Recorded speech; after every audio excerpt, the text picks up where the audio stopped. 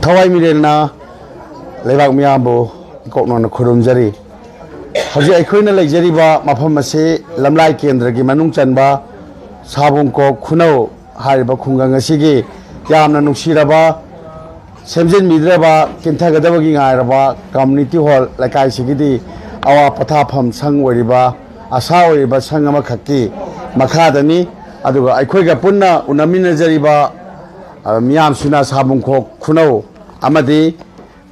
Santi Khongbalgi adugumba lal sida chaitheng phanglaba lamdam sigi ima singni aduga aikhoina ngasi mafam sida laksabasi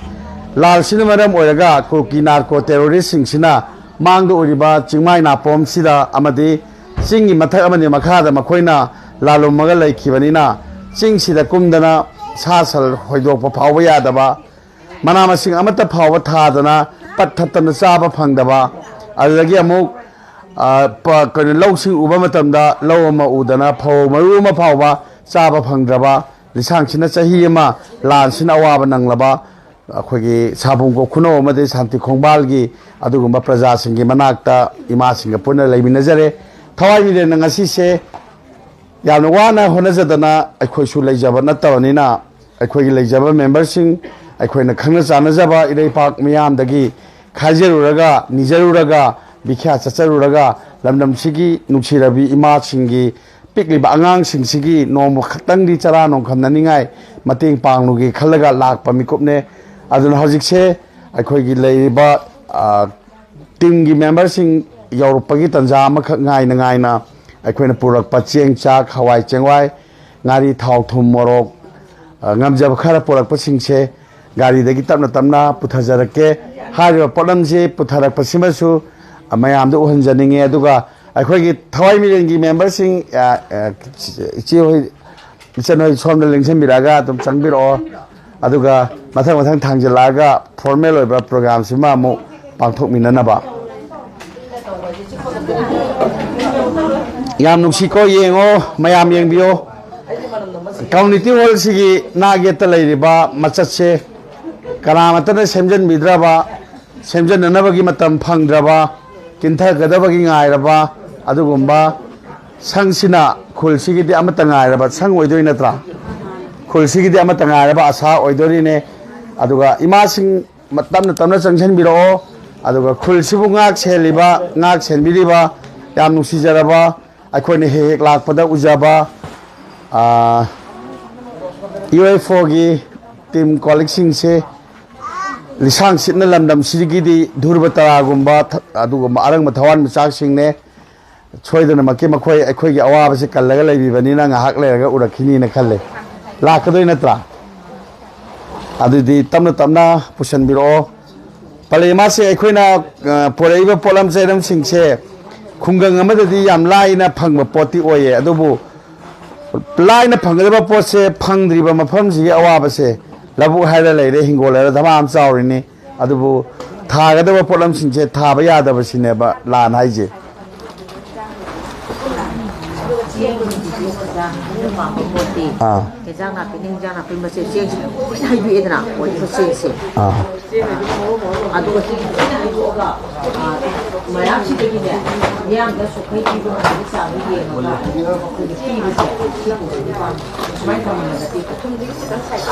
Kalgom taise ke ba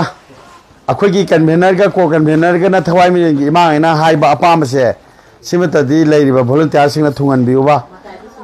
aina hajaba se yensang ai na mata ra chingchan biraga chiengje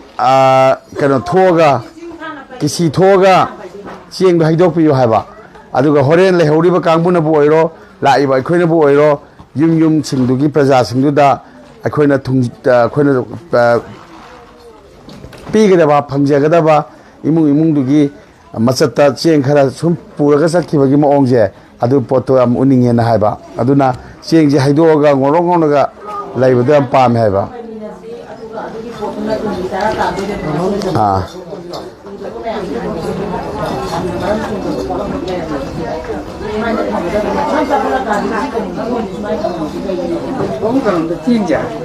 Aku ni bola bola tu khilak hamaga, hai dua ni murah itu. ꯑꯗꯨꯒ ꯑꯗꯨꯝ ꯑꯩꯈꯣꯏ ꯃꯌꯥꯝ ꯆꯪꯁꯤꯜꯂꯒ ꯑꯗꯨꯝ ꯀꯣꯠꯂ ꯑꯗꯨꯝ ꯌꯦꯟꯕꯗꯤ ꯀꯩ ꯀꯩ ꯍꯩꯗꯣꯛꯇꯕꯤꯗ ꯕꯣꯔꯥꯁꯦ ꯗꯒꯤ ꯀꯣꯠꯂ ꯌꯦꯟꯒꯦ ꯍꯩꯗꯣꯛꯑꯒꯗꯤ ꯃꯈꯥꯁꯦ ꯃꯣꯠꯂꯦ ꯍꯥꯏꯕ ꯌꯥꯝꯅ ꯃꯃꯥꯏ 시계 떠오게 하고 보고 눈에 파자고 그야 못하게 아이한테 발랑 주게 하고 주게 못부디 아까 못 받았대 하이독시바야 하이독니 계속 아까 못 뒤에 거 아니 하이지 거야 야야 한 했어 야오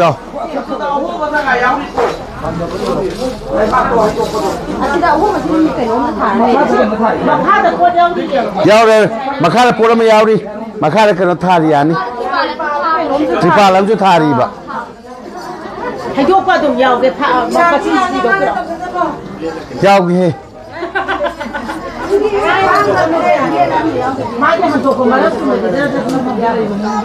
ꯌꯥꯝ ꯍꯩꯕꯅꯦ ꯏꯆꯦꯕꯦꯝꯃꯅ ꯅꯍꯥꯟ ꯇꯧꯕꯅꯦ ꯑꯩꯈꯣꯏ ꯇꯦꯕꯗꯤ ꯈꯪꯕꯅꯦ ꯑꯗꯨꯒꯤꯗꯤ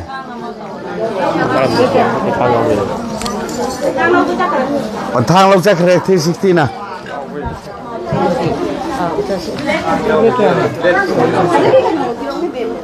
ꯇꯔꯥꯒ ꯍꯨꯝꯗꯣꯏ ꯑꯣꯏꯗꯣꯏꯕ ꯑꯅꯤ ꯑꯃꯅ ꯁꯣꯝ ꯑꯍꯟꯒꯤꯗ ꯊꯧꯔꯝꯃꯒ 35ꯗꯒꯤ ꯑꯅꯤ ꯂꯧꯊꯣꯛꯇꯣꯏꯅꯦꯕ ꯃꯔꯤ ꯅꯠꯇꯦ ꯁꯤꯒꯨꯝꯕ ꯑꯅꯤ ꯑꯃ ꯑꯥꯗꯒꯤ ꯑꯐꯕ ꯑꯅꯤ ꯑꯃ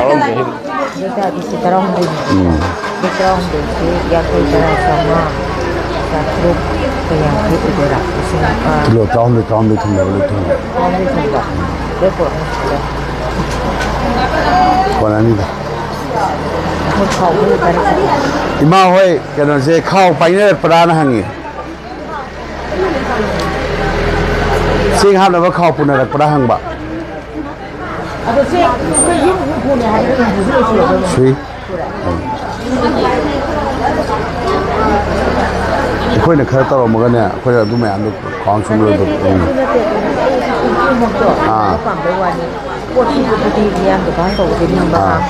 수도이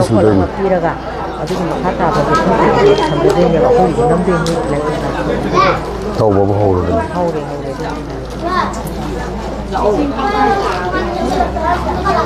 이게 क्या है भाई दो देख तरह का मंगा त्राते ने 아이가 아홉 좀 나오게 이가 जाओ दो सम पीने वाली 저거 다 연두나 거 미혼 포기 연두나 들어봐 아 운동 포기 어 짱 어디 왔래 해 वाली खान तो हम ले यार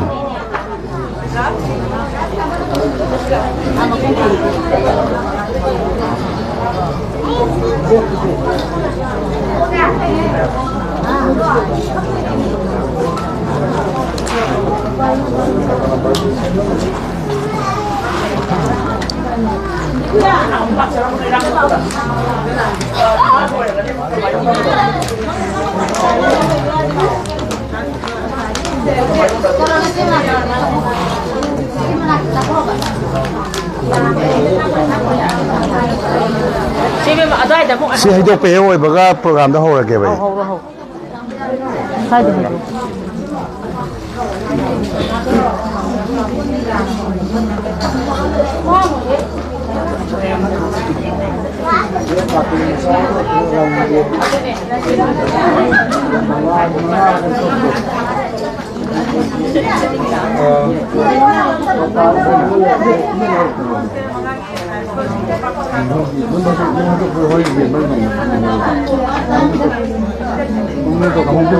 ngamni kaum doi na ni kaum doi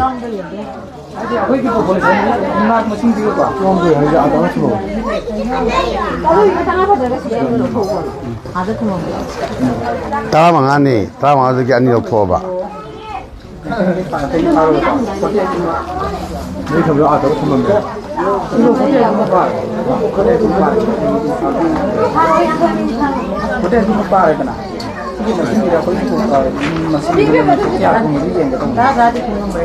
Ngambe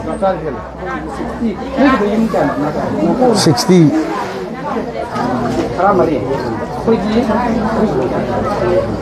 Yumdo, mùa nó bay rồi.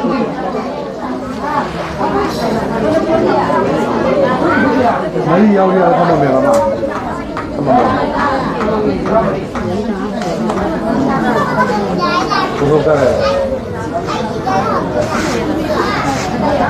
딱 그런 게 아니야. 내가 거의.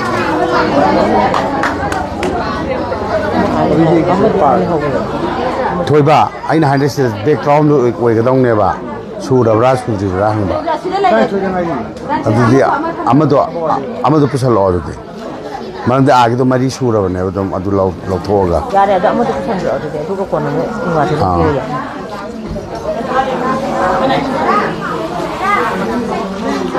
시키당 똥나 마탁다 하피로 오바 파트라군가 마 아니 안 하면 뭐 힘을 좀 딴다는 뭐이다 하이 그래 아이고 파트라만 내 꼭자도 상미 이제 아이는 밤에 킬로 망아기라 킬로 따라기라 파트라마 아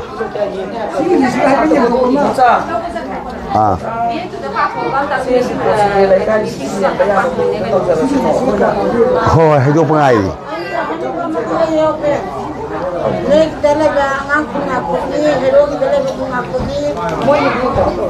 뭐이 칸 원노 뭐이 다 비우려노 뭐이 다 비로노 뭐이 이거 이게 요건 지금 봐 그나 거기 나 이들이 이거 거기 이거 괜찮아 우리 bunga bali amana to khoy bani mani sini bersama yang 뭐이 돼 khoy na mu 좀 락도 레레 position 락이 도인 bunga teh 뭐이 apa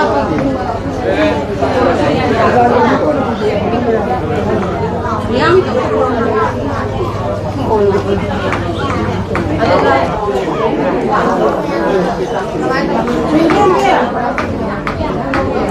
시테마 시대기 많이 연동등 차랑 먹도 사지 딱딱딱 나살려 라도 그냥 거잖아 봐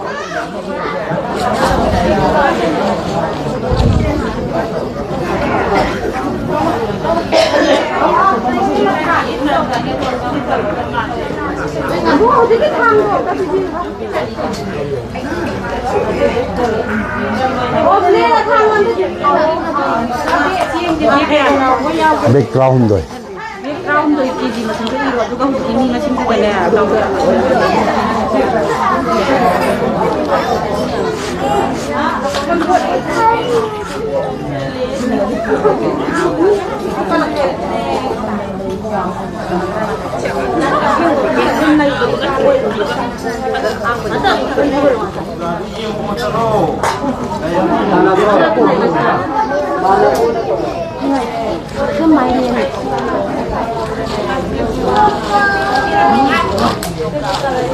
진금산 아마 와디 마이렌도 마이 뭐라도 한 번에 나 하지 아두니 하지 못할 야기 마이 뭐라도 띄는 거 아나 뭘 보나서 하지 마요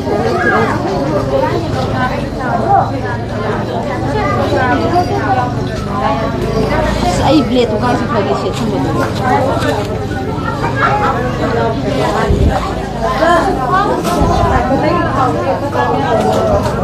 beta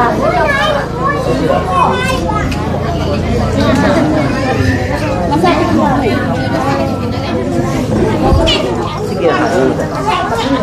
aduh ayo 한국어 masih matian ada kai thale ge ti ho ba ada sini sih mata sama ले लो आजा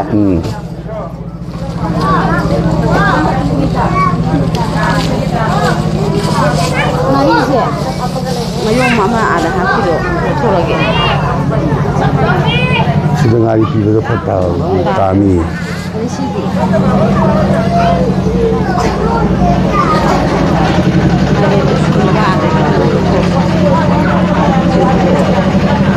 요즘에 그좀 빨리 강 마이린 보라 뭐 유도 우들이 거의 ada happy ni ada yang ini lebih main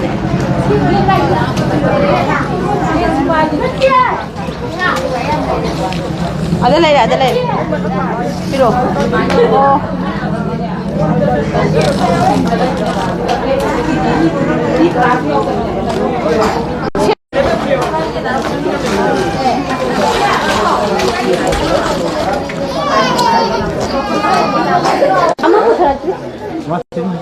ah itu loh bebas sih biar ama putar apa ama tuh putar kaya lah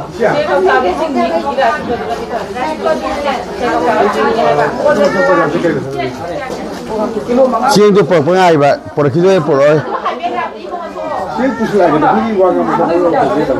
hầu cái tàu này à tu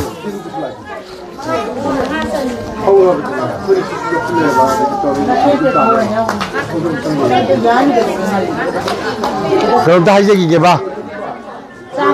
à sáng mà tôi program cho hầu bây giờ là program nào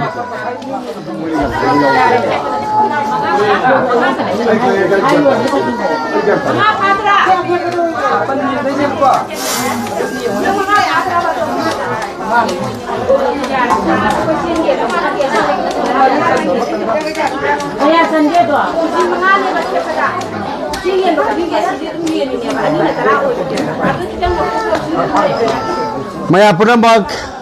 program se akhoi yam formal level program amatang pangthokpa haunana bagi tanja do pibio maramaduna community hall sigi mapalda leibiriba maruiba iramdam sigi silinau sing thoidona khitang naksinna lepiraknaba ai hangachari ahamada khoigi lakminajariba thawai mirelgi akhoi advisor isema thaba akhoi mang lengsin bire adagi media akhoi coordinator isanapi sa okram santi lengsin laga leibire aduga ikai khumnajariba ko convener paunam sanahanbi lengsin laga leibire kwa kethel maira paibigi secretary aduga thawai mirelgi member isedamenti lengsin laga leibire aduga akhoi akampat relief camp dagi lakpa santhoi amadi abe loinana thawai mirengi itaima be ma sem saraga leibire loinana thoidona nusijaraba akhoi isilinaw haijage sanje serawi berasida lakriba yam nungai loinana thoido hendok laba maira paibige secretary laisram ne ma lengsin laga leibire loinana mathangda akhoi nusi tombi nusi tel santi khongbagi lengsin laga leibire thoidona ima sing pa pukning chingsin jage loinana thawai mirengi lakminajaba yam maruiba thomi enke imocha nomai khapam imocha changbiraknaba ningsingjari nomai khapam imocha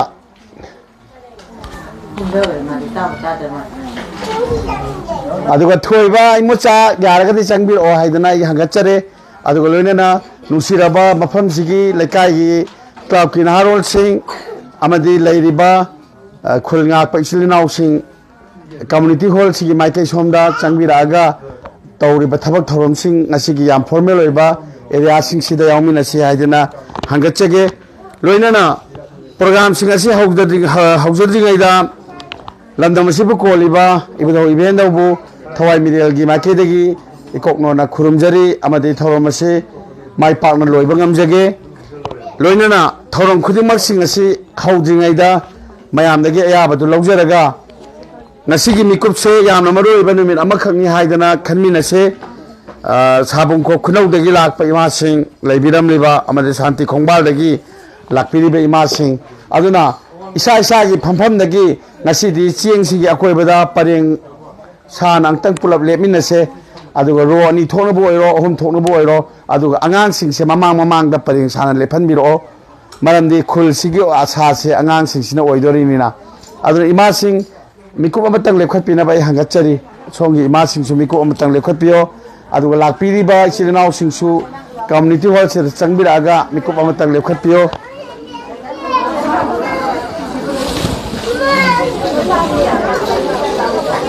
sigi lagi dah, angan lagi mami tu kari dah.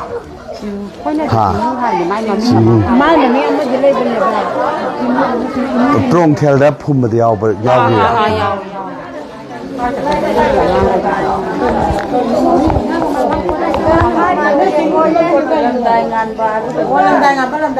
ꯆꯪꯁꯤꯟꯕꯤꯌꯣ ꯃꯌꯥꯝꯁꯦ ꯐꯤꯔꯦꯞ ꯑꯃꯗꯤ ꯂꯧꯗꯣꯏꯅꯦ ꯑꯗꯨꯒ ꯑꯩꯈꯣꯏꯁꯦ ꯆꯞ ꯃꯥꯟꯅꯕ ꯋꯥꯈꯜ ꯑꯃ ꯈꯟꯃꯤꯟꯅꯕ ꯆꯪꯉꯦ ꯑꯗꯨꯅ ꯄꯂꯦꯝ ꯑꯣꯏꯕ ꯃꯧꯒꯤꯁꯤꯡꯗ ꯆꯠꯂꯕꯁꯤꯡꯗꯤ ꯆꯔꯩ ꯐꯤꯗꯣꯜ ꯆꯤꯡꯈꯠꯄꯤꯌꯣ ꯐꯤꯁꯦ ꯃꯊꯛ ꯆꯤꯡꯈꯠꯂꯒ ꯁꯦꯠꯄꯤꯌꯣꯕ ꯃꯔꯝꯗꯤ ꯑꯩꯈꯣꯏꯅ ngasi lawdoi ware firep simak achumba firep ama oiminadori na aduga angang singje paring lepo ko mamangda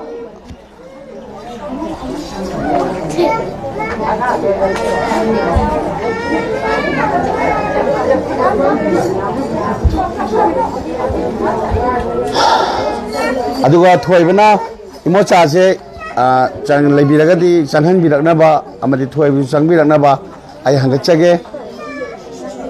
aduga aikoigi chen thoine abene korom leigara isen thoioi somda lakpina ba ai khangan jari palema sing yarabra aduga isinau su kitang changbiro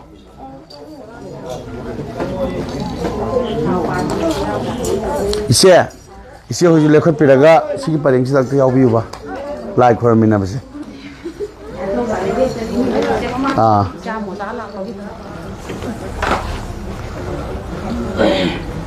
cholo si mamang changbiro kada ma da tang ka kakhat pio da yadi ate kan to bodo oibina na bagi aduga bema lejo dum pidon jin khalo maramdi imam ya da ju haira bani kwa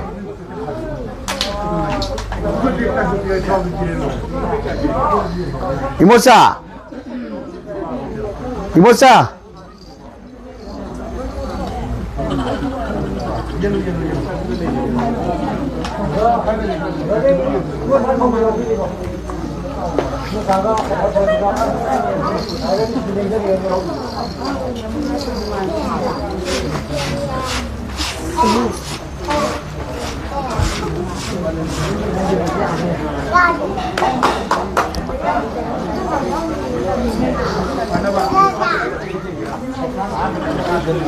Thôi lạc piro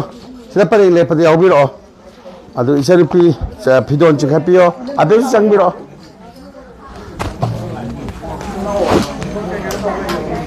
oi mo sa ho janga lo ya re mo chona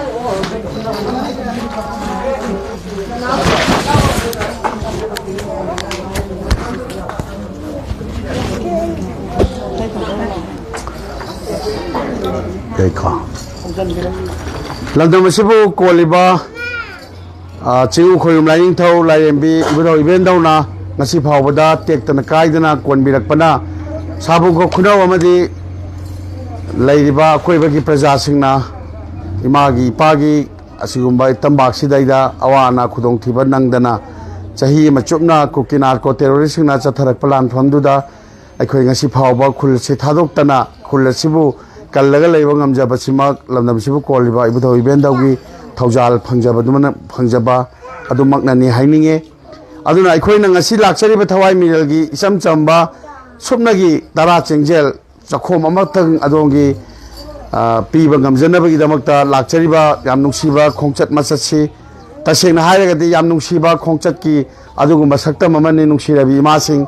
maramdi leiriba chengase adugumba dukal amadagi hekta chalaga tare sanja pathoga hekta khairoba adugumba cheng nate akhoi puraiba mana masing amade cheng chakse akhoi ngarang se yam nungsiye wangkhai thanga pat mapalgi amade mangge makhongi konung laikai gi leiriba yumthong singduda akhoi na changa cheng meruk khainaraga angam moina hapakpa cheng singduna ngasigi poraiba cheng gi saruk se sagalakpane aduga ani subada ngasai anganbada aikoina pujaraiba mana masing sina kaisam thong kaithelgi nambul mapanda pareng phamiba yensang yolibi ima singduna magi laikai dagi yonanaba porakpa yensang napi do aikoina amamam tor su happy yo harakanda happy rakpa selo mathel yensang ne aduna poraiba yensang amadi cheng se mama yame ꯃꯃꯜ ꯌꯥꯝꯅ ꯌꯥꯝꯕ ꯆꯦꯡꯁꯤ ꯆꯥꯔꯒ ꯉꯁꯤꯗꯒꯤꯗꯤ ꯑꯋꯥ ꯑꯅꯥ ꯈꯨꯗꯣꯡꯊꯤꯕ ꯑꯝꯇ ꯂꯩꯇꯕ ꯑꯣꯏꯁꯅꯣ ꯑꯗꯨꯒ ꯑꯩꯈꯣꯏꯅ ꯑꯁꯤꯒꯨꯝꯕ ꯆꯦꯡꯁꯤ ꯄꯤꯖꯔꯝꯗꯥꯏ ꯌꯦꯟꯊꯣꯛꯂꯝꯗꯥꯏ ꯃꯤꯌꯥꯝꯗ ꯁꯤꯟꯅꯔꯝꯗꯥꯏ ꯃꯤꯀꯨꯞꯁꯤꯗ ꯑꯩꯈꯣꯏꯅ ꯅꯤꯡꯁꯤꯡꯉꯛꯄꯁꯦ ꯑꯩꯈꯣꯏ ꯈꯨꯗꯤꯡꯃꯛꯁꯦ ꯆꯥꯛꯈꯣꯝ ꯑꯝꯇ ꯑꯣꯏꯔꯁꯨ ꯆꯦꯡꯁꯤ ꯆꯥꯕ ꯐꯪꯗꯣꯔꯤꯅꯤ ꯈꯨꯟꯁꯤꯗ ꯍꯤꯡꯃꯤꯟꯅꯔꯛꯄ ꯑꯃ ꯑꯣꯏꯅ ꯑꯗꯨꯕꯨ ꯈꯨꯜꯁꯤꯗ ꯂꯩꯃꯤꯟꯅꯔꯛꯄ ꯍꯧꯃꯤꯟꯅꯔꯛꯄ ꯀꯌꯥꯁꯤꯡꯒꯤ ꯃꯅꯨꯡꯗ ꯂꯥꯟꯁꯤꯅ ꯍꯦꯛ ꯍꯧꯔꯛꯄꯗꯒꯤꯅ ꯊꯥ ꯑꯃ ꯆꯍꯤ ꯑꯃ ꯑꯁꯨꯝꯅ ꯍꯧꯔꯛꯄ ꯃꯇꯝꯁꯤꯗ ꯉꯁꯤ ꯑꯩꯈꯣꯏꯅ ꯅꯤꯡꯁꯤꯡꯕꯈꯛ ꯑꯣꯏꯅ ꯂꯩꯍꯧꯔꯒꯗꯕ ꯑꯗꯨꯒꯨꯝꯕ ꯂꯝꯗꯝꯁꯤꯒꯤ ꯏꯆꯥ ꯑꯃꯈꯛꯁꯦ ꯉꯁꯤꯁꯦ ꯅꯨꯡꯁꯤꯔꯛꯑꯦ ꯆꯤꯡꯉꯨ ꯃꯤꯡꯁꯤ ꯆꯨꯝꯃꯤꯀꯣ ꯆꯤꯡꯉꯨ ꯍꯥꯏꯔꯤꯕ ꯏꯆꯥꯁꯤ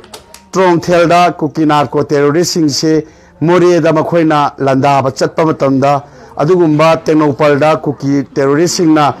ꯐꯥꯕꯤꯔꯕ ꯃꯇꯨꯡꯗ ꯌꯥꯝꯅ ꯊꯤꯅ ꯇꯝꯊꯤꯅ ꯑꯣꯠꯂꯒ ꯍꯥꯠꯇꯣꯛꯄꯤꯈꯤꯕ ꯑꯃꯗꯤ ꯃꯊ꯭ꯋꯥꯏ ꯂꯧꯕꯤꯈꯤꯕ ꯃꯈꯣꯏ 12ꯗꯒꯤ ꯃꯅꯨꯡ ꯆꯟꯕ ꯏꯆꯥ ꯑꯃꯈꯛꯀꯤ ꯈꯨꯜ ꯑꯣꯏꯔꯝꯃꯦ ꯆꯤꯡꯉꯨ ꯆꯤꯡꯉꯨꯒꯤ ꯌꯥꯏꯕꯤ ꯊꯋꯥꯏꯗꯨꯅ ꯃꯄꯨꯒꯤ ꯂꯩꯀꯣꯜꯗ ꯑꯊꯧꯕ ꯃꯃꯤꯡ ꯂꯧꯔꯒ ꯃꯍꯥꯛꯁꯤ ꯇ꯭ꯔꯣꯡꯊꯦꯜꯗ ꯂꯩꯔꯣꯟ ꯆꯟꯕꯗ ꯌꯥꯎꯈ꯭ꯔꯦ ꯑꯗꯨꯕꯨ ꯆꯤꯡꯉꯨꯒꯤ ꯐꯦꯃꯤꯂꯤ ꯌꯥꯎꯕꯤꯕ꯭ꯔꯥ ꯃꯌꯥꯝꯁꯤꯗ ꯆꯤꯡꯉꯨꯒꯤ ꯏꯃꯥꯁꯤ ꯀꯔꯥꯏꯅꯣ ꯑꯝꯇ ꯃꯃꯥꯡꯗ ꯊꯣꯛꯄꯤꯔꯛꯎꯕ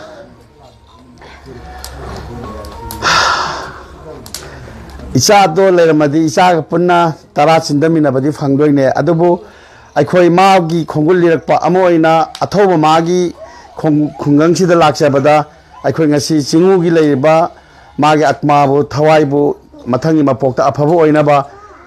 ꯏꯁꯣꯔ ꯈꯨꯔꯨꯝꯃꯤꯟꯅꯁꯦ ꯑꯗꯨꯒ ꯂꯥꯟꯁꯤ ꯂꯣꯏꯈꯤꯅꯕ ꯑꯃꯗꯤ ꯑꯩꯈꯣꯏꯒꯤ ꯈꯨꯡꯒꯪꯁꯤꯗ ꯑꯃꯨꯛ ꯍꯟꯅ ꯑꯋꯥꯕ ꯆꯩꯊꯦꯡꯁꯦ ꯄꯤꯗꯅꯕ ꯑꯃꯗꯤ ꯍꯧꯔꯛꯏꯕ ꯑꯉꯥꯡꯁꯤꯡꯁꯤꯅ ꯍꯌꯦꯡ ꯈꯨꯡꯒꯪꯁꯤꯗ ꯈꯨꯌꯥ ꯇꯨꯁꯤꯟꯅ ꯅꯨꯡꯉꯥꯏꯅ ꯂꯩꯍꯧꯅꯕ ꯑꯃꯗꯤ ꯀꯨꯀꯤꯅ ꯀꯥꯞꯄꯛꯄ ꯅꯣꯡꯃꯩ ꯃꯈꯣꯜꯗ ꯑꯩꯈꯣꯏꯅ ꯈꯥꯔꯥꯏ ꯈꯪꯗꯅꯉꯩ ꯆꯦꯜꯂꯤꯕꯁꯦ ꯆꯦꯟꯗꯅꯕ ꯑꯃꯗꯤ ꯑꯩꯈꯣꯏꯒꯤ ꯂꯩꯖꯔꯤꯕ ꯁꯨꯃꯥꯡꯗ ꯃꯅꯥ ꯃꯁꯤꯡ ꯈꯔꯗ ꯑꯣꯏꯔꯁꯨ ꯊꯥꯕ ꯐꯪꯅꯅꯕ ꯏꯁꯣꯔꯗ ꯃꯈꯥ ꯇꯥꯅ ꯂꯥꯟꯁꯤ ꯂꯦꯞꯍꯟꯕꯤꯌꯣ ꯍꯥꯏꯗꯅ ꯃꯤꯀꯨꯞꯁꯤꯗ ꯆꯦꯡꯁꯤꯡ ꯑꯁꯤꯒꯤ ꯃꯃꯥꯡꯗ ꯑꯩꯈꯣꯏ ꯂꯥꯏ ꯈꯨꯔꯨꯝꯃꯤꯟꯅꯁꯦ ꯑꯗꯨꯅ ꯃꯌꯥꯝ ꯄꯨꯝꯅꯃꯛꯅ ꯂꯥꯏ ꯈꯨꯔꯨꯝꯕꯒꯤ ꯇꯟꯖꯥꯁꯦ ꯊꯃꯣꯏ ꯁꯦꯡꯅ ꯏꯁꯣꯔꯁꯤꯕꯨ ꯈꯨꯔꯨꯝꯕꯤꯌꯣ ꯂꯣꯏꯅꯅ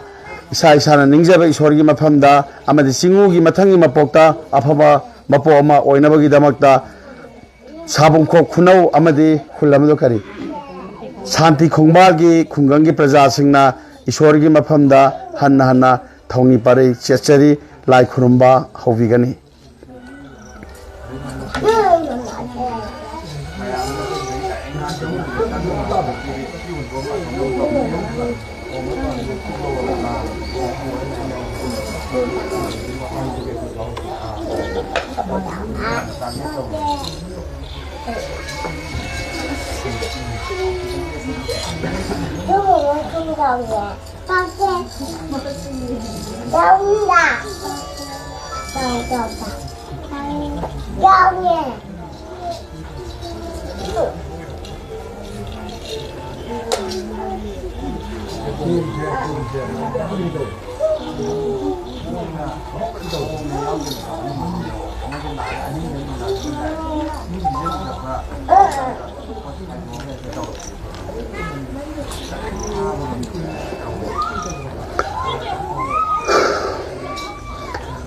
ꯄꯨꯝꯅꯃꯛꯄꯨ ꯊꯥꯒꯠꯄ ꯐꯣꯡꯗꯣꯛꯆꯔꯤ ꯏꯃꯥ ꯅꯨꯡꯁꯤꯔꯕꯤ ꯏꯃꯥꯁꯤꯡ ꯇꯁꯦꯡꯅ ꯑꯩꯈꯣꯏꯁꯦ ꯉꯥꯏꯍꯥꯛ ꯂꯦꯞꯄꯗ ꯌꯥꯝ ꯋꯥꯒꯗ꯭ꯔꯥ ꯋꯥ ꯉꯥꯡꯕ ꯑꯃꯅꯤꯁꯦ ꯑꯗꯨꯝ ꯂꯦꯞꯃꯤꯟꯅꯔꯁꯦ ꯍꯣꯏ ꯐꯝꯃꯁꯤꯔꯥ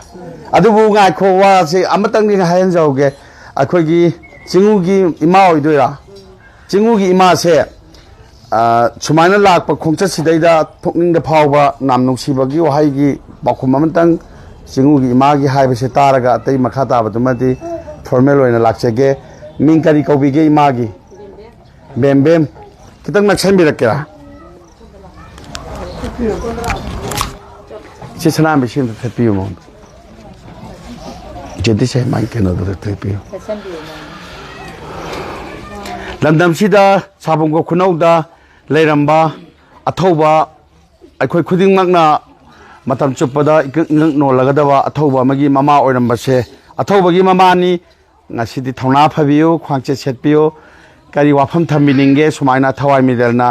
tara chengjel puraga lakpa lan sirena loidaba sida songyoiba kari mot leibige adu tang haibiyo hani lakpa si yam nungai de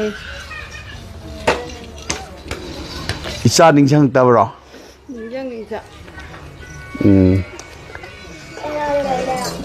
ꯀꯔꯤ ꯑꯋꯥꯕ ꯊꯦꯡꯅꯕꯤꯒꯦ ꯍꯧꯖꯤꯛꯁꯦ ꯀꯔꯤ ꯀꯃꯥꯏꯅ ꯋꯥꯔꯤꯒꯦ ꯑꯗꯨ ꯈꯤꯇꯪ ꯍꯥꯏꯕꯤꯕꯗꯤ ꯄꯥꯝꯕ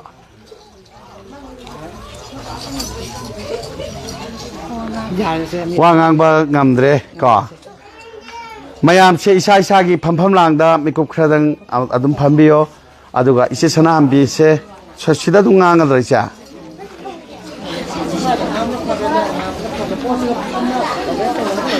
ꯀꯚꯔꯦꯖꯇꯣ ꯑꯗꯨꯋꯥꯏꯗ ꯉꯥꯡꯕꯅꯗꯤ ꯐꯔꯤꯕ ꯁꯤꯗꯩ ꯂꯥꯛꯄꯤꯔꯣ ꯑꯗꯨꯒ ꯑꯩꯁꯦ ꯀ꯭ꯂꯕꯀꯤ ꯁꯦꯀ꯭ꯔꯦꯇꯔꯤ ꯂꯩꯕꯤꯔꯒꯗꯤ ꯑꯝꯇ ꯆꯪꯉꯛꯍꯟꯅꯤꯡꯕ ꯏꯆꯦ ꯁꯅꯥꯍꯟꯕꯤꯁꯦ ꯑꯝꯇ ꯊꯦꯠꯄꯤꯌꯨꯕ ꯆꯦ 이제 너 밤비 좀 브라보 텔리자 야 그러서 야래 농시자라바 타와이 미렌기 코칸베나 아이코기 이제마 파우남 사나안비나 와팜싱체 하이저럭보다 마얌세 얌 농시나 따비나 바이 한나나 리퀘스트 덕저리 탐비시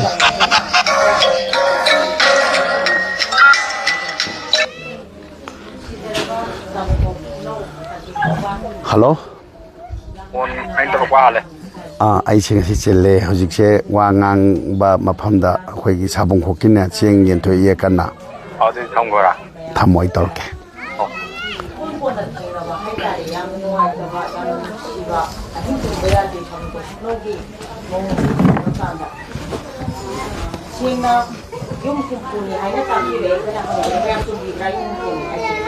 ꯆꯨꯝꯃꯦ ꯑꯄꯨꯟꯕ ꯄꯣꯄꯨꯂꯦꯁꯟꯁꯦ ꯀꯌꯥ ꯑꯣꯏꯒꯦ? 500 ꯍꯣꯏ ꯃꯤꯁꯨ ꯌꯥꯝ ꯌꯥꯝꯗꯗꯤ ꯑꯉꯥꯡ ꯊꯥꯔꯒ ꯑꯣꯏꯔꯝꯃꯅꯤ 500 ꯍꯥꯏꯁꯦ ꯍꯣꯏ ꯁꯤꯅ ꯑꯃ ꯑꯣꯏꯈ꯭ꯔꯀꯥꯟꯗ ꯑꯩꯈꯣꯏꯅ ꯍꯧꯈꯤꯕ ꯅꯣꯡꯃ ꯅꯤꯅꯤꯒꯤ ꯃꯃꯥꯡꯗ ꯑꯩꯈꯣꯏꯒꯤ ꯑꯩ ꯃꯃꯥꯡ ꯑꯃꯗ ꯑꯃꯨꯛ ꯂꯥꯛꯆꯔꯝꯃꯤ ꯌꯥꯝ ꯇꯥꯍꯥꯕ ꯈꯣꯡꯆꯠ ꯂꯝꯗ ꯂꯥꯛꯄꯗ ꯑꯩꯈꯣꯏꯒꯤ ꯁꯖꯥꯒꯤ ꯏꯆꯤꯜ ꯏꯅꯥꯎꯁꯤꯡ ꯂꯩꯕ ꯃꯐꯝꯗ ꯆꯪꯖꯔꯝꯃꯤ ꯑꯗꯨꯗꯒꯤ ꯁꯥꯕꯨꯡ ꯈꯣꯛꯀꯅꯣꯒꯤ ꯃꯇꯧꯁꯦ ꯑꯩꯍꯥꯛ ꯎꯕ ꯐꯪꯖꯈꯤ ꯑꯅꯤꯔꯛ ꯁꯨꯕ ꯑꯣꯏꯅ ꯑꯩꯅ ꯑꯩꯒꯤ ꯂꯨꯞꯇ ꯊꯋꯥꯏ ꯃꯤꯔꯦꯟꯗ ꯑꯩꯅ ꯋꯥꯔꯤ ꯇꯧꯏ ꯁꯨꯃꯥꯏꯅ ꯁꯥꯕꯨꯡ ꯈꯣꯛꯀꯅꯣ ꯂꯩꯕꯁꯦ ꯐꯤꯕꯝ ꯌꯥꯝꯅ ꯇꯥꯗꯦ ꯈꯨꯟ ꯉꯥꯛꯄꯁꯤꯡ ꯂꯩꯕꯗꯨꯗ ꯀꯔꯤꯒꯨꯝꯕ ꯈꯔꯗꯤ ꯃꯈꯣꯏꯁꯨ ꯅꯨꯡꯁꯤ ꯍꯥꯏꯗꯅ ꯑꯃꯨꯛ ꯑꯩꯒꯤ ꯋꯥꯈꯜ ꯑꯅꯤꯁꯨꯕ ꯋꯥꯈꯜꯁꯦ ꯁꯨꯃꯥꯏꯅ ꯇꯧꯗꯅ ꯑꯃꯨꯛ ꯃꯌꯥꯝꯗꯒꯤ ꯂꯩꯀꯥꯏꯗꯒꯤ ꯑꯩꯈꯣꯏ ꯑꯉꯝꯕ ꯃꯇꯦꯡ ꯂꯧꯔꯒ ꯅꯍꯥꯟ ꯑꯩꯈꯣꯏ ꯂꯥꯛꯆꯔꯤꯉꯩꯗꯨꯗ ꯌꯥꯝ ꯊꯦꯡꯅꯕ ꯌꯥꯎꯔꯝꯒꯅꯤꯀꯣ ꯑꯗꯨꯗ ꯑꯗꯨꯕꯨ ꯑꯩꯍꯥꯛꯅ ꯑꯩ ꯁꯟꯖꯤꯠꯇꯣ ꯏꯅꯥꯎꯅ ꯉꯁꯤꯗꯤ ꯌꯥꯎꯗꯦ ꯃꯥꯁꯦ ꯁꯨꯖꯣꯛ ꯂꯩ ꯑꯩꯅ ꯂꯥꯏ ꯂꯧꯕꯗ ꯈꯨꯟꯖꯥꯁꯤꯡꯒꯤ ꯋꯥꯔꯤ ꯑꯃꯇꯪ ꯁꯥꯟꯅꯅꯤꯡꯉꯤ ꯐꯣꯟꯒꯤ ꯈꯨꯠꯊꯥꯡꯗ ꯍꯥꯏꯕꯗ ꯇꯥꯏꯃꯤꯡꯁꯤꯡꯗ ꯌꯥꯝ ꯊꯦꯡꯅ ꯍꯜꯂꯛꯄ ꯑꯣꯏꯕ ꯑꯩꯁꯦ ꯑꯗꯨꯅ ꯋꯥꯔꯤ ꯁꯥꯟꯅꯕꯒꯤ ꯈꯨꯗꯣꯡꯆꯥꯕꯁꯨ ꯐꯪꯗꯦ ꯑꯗꯨꯕꯨ ꯑꯗꯨꯒꯨꯝꯅ ꯈꯨꯟ ꯉꯥꯛꯄꯤꯔꯤꯕ ꯏꯕꯨꯡ ꯅꯨꯄꯥꯁꯤꯡꯒꯤ ꯃꯅꯥꯛꯇ ꯃꯈꯣꯏꯒꯤ ꯄꯣꯠꯂꯝ ꯊꯤꯟꯕ ꯂꯥꯛꯆꯕꯗ ꯈꯨꯟꯖꯥꯁꯤꯡꯗꯣ ꯌꯥꯔꯒꯗꯤ ꯎꯅꯖꯅꯤꯡꯉꯦ ꯍꯥꯏꯅ ꯄꯥꯎ ꯄꯤꯈꯤꯕꯗꯒꯤ ꯈꯨꯟꯖꯥꯒꯤ ꯏꯃꯥꯁꯤꯡ ꯈꯔꯒ ꯊꯦꯡꯅꯖꯩ ꯏꯃꯥꯁꯤꯡꯅ ꯃꯃꯤꯠꯇꯒꯤ ꯃꯄꯤ ꯊꯥꯅ ꯂꯤꯔꯛꯄ ꯋꯥꯔꯤꯁꯤ ꯇꯥꯕꯗ ꯑꯩꯈꯣꯏ ꯍꯥꯏꯐꯝ ꯈꯪꯗꯅ ꯏꯁꯥꯁꯤ ꯅꯨꯡꯉꯥꯏꯇꯕ ꯐꯥꯎꯏ ꯃꯔꯝ ꯀꯔꯤꯒꯤꯗꯃꯛꯇ ꯂꯩꯉꯥꯛꯅ ꯑꯁꯨꯛ ꯌꯥꯝꯅ ꯈꯨꯗꯣꯡꯊꯤꯕ ꯑꯗꯨꯒ ꯏꯃꯥ ꯂꯩꯕꯥꯛ ꯑꯃꯨꯛ ꯀꯟꯕꯗ ꯑꯆꯧꯕ ꯗꯥꯏꯇ ꯂꯧꯔꯒ ꯂꯩꯔꯤꯕ ꯂꯣꯏꯖꯤꯡꯕꯔꯦ ꯑꯇꯥꯡꯕꯗ ꯂꯩꯔꯤꯕ ꯌꯥꯝ ꯀꯥ ꯍꯦꯟꯅ ꯈꯨꯗꯣꯡꯊꯤꯕ ꯈꯨꯟꯖꯥꯅꯤ ꯃꯈꯣꯏꯅ ꯄꯨꯔꯝꯗꯕꯁꯤ ꯇꯁꯦꯡꯅ ꯉꯛꯄ ꯑꯃ ꯀꯔꯝꯍꯥꯏꯅ ꯎꯗ꯭ꯔꯤꯅꯣ ꯃꯐꯝꯁꯤꯒꯤ ꯃꯤꯁꯨ ꯂꯩꯔꯤꯅꯤ ꯀꯔꯝꯍꯥꯏꯅ ꯃꯌꯥꯝꯁꯤ ꯆꯦꯛꯁꯤꯟꯅ ꯋꯥꯠꯄ ꯄꯥꯗꯅ ꯃꯄꯥꯟꯗ ꯀꯟꯈꯠꯍꯜꯂꯒ ꯊꯝꯈꯤꯁꯤ ꯀꯔꯤꯒꯤꯅꯣ ꯍꯥꯏꯕ ꯋꯥꯐꯝꯁꯦ ꯑꯩ ꯑꯍꯥꯟꯕ ꯑꯣꯏꯅ ꯑꯩ ꯈꯟꯒꯅꯤ ꯃꯁꯤ ꯌꯥꯝ ꯄꯦꯟꯗꯦ ꯃꯔꯝꯗꯤ ꯈꯨꯟꯖꯥꯁꯤꯡꯁꯤꯅ ꯀꯌꯥꯝꯗ ꯄꯤꯗꯣꯟꯅ ꯂꯩꯔꯝꯃꯤꯕ ꯀꯌꯥꯝꯗ ꯑꯀꯤ ꯇꯨꯖꯨꯡꯒ ꯂꯣꯏꯅꯅ ꯄꯨꯟꯁꯤꯒꯤ ꯌꯨꯝ ꯄꯥꯟꯕꯒꯤ ꯁꯤꯔꯣꯜ ꯍꯥꯏꯕ ꯃꯆꯠꯇꯨꯗꯒꯤ ꯅꯥꯊꯩꯔꯀꯥꯟꯗ ꯀꯃꯥꯏꯅ ꯇꯧꯗꯣꯏꯅꯣ ꯍꯥꯏꯕ ꯋꯥꯈꯜ ꯈꯛꯇꯨꯒꯤ ꯏꯊꯛ ꯏꯄꯣꯝꯗ ꯇꯥꯎꯔꯒ ꯂꯩꯍꯟꯕ ꯍꯥꯏꯕꯁꯤ ꯃꯁꯤ ꯑꯐꯕ ꯂꯩꯉꯥꯛꯀꯤ ꯃꯇꯧꯅꯤ ꯑꯗꯨꯃꯥꯏꯅ ꯇꯧꯔꯗꯅ ꯑꯗꯨꯒꯨꯝꯕ ꯑꯋꯥꯕ ꯂꯩꯔꯤꯕ ꯈꯨꯟꯖꯥꯁꯤꯡꯁꯤꯒꯤ ꯑꯩꯈꯣꯏꯅ ꯈꯟꯅꯩ ꯀꯃꯥꯏꯅ ꯇꯧꯁꯤꯒꯦ ꯑꯗꯨꯒꯤ ꯁꯥꯕꯨꯡ ꯈꯣꯛꯀꯅꯣꯗ ꯀꯔꯤꯒꯨꯝꯕ ꯈꯔꯗꯤ ꯃꯇꯦꯡ ꯄꯥꯡꯅꯤꯡꯉꯤ ꯀꯔꯤꯒꯨꯝꯕ ꯈꯔꯗꯤ ꯃꯇꯦꯡ ꯄꯥꯡꯅꯤꯡꯉꯤ ꯄ꯭ꯔꯖꯥꯁꯤꯡꯁꯦ ꯑꯩꯈꯣꯏ ꯀꯣꯟꯁꯤꯟꯁꯤ ꯃꯈꯣꯏꯒꯤ ꯊꯋꯥꯏ ꯑꯃꯗꯤ ꯋꯥꯔꯕ ꯑꯗꯨꯕꯨ ꯃꯈꯣꯏꯅ ꯂꯝꯗꯝꯁꯤꯗ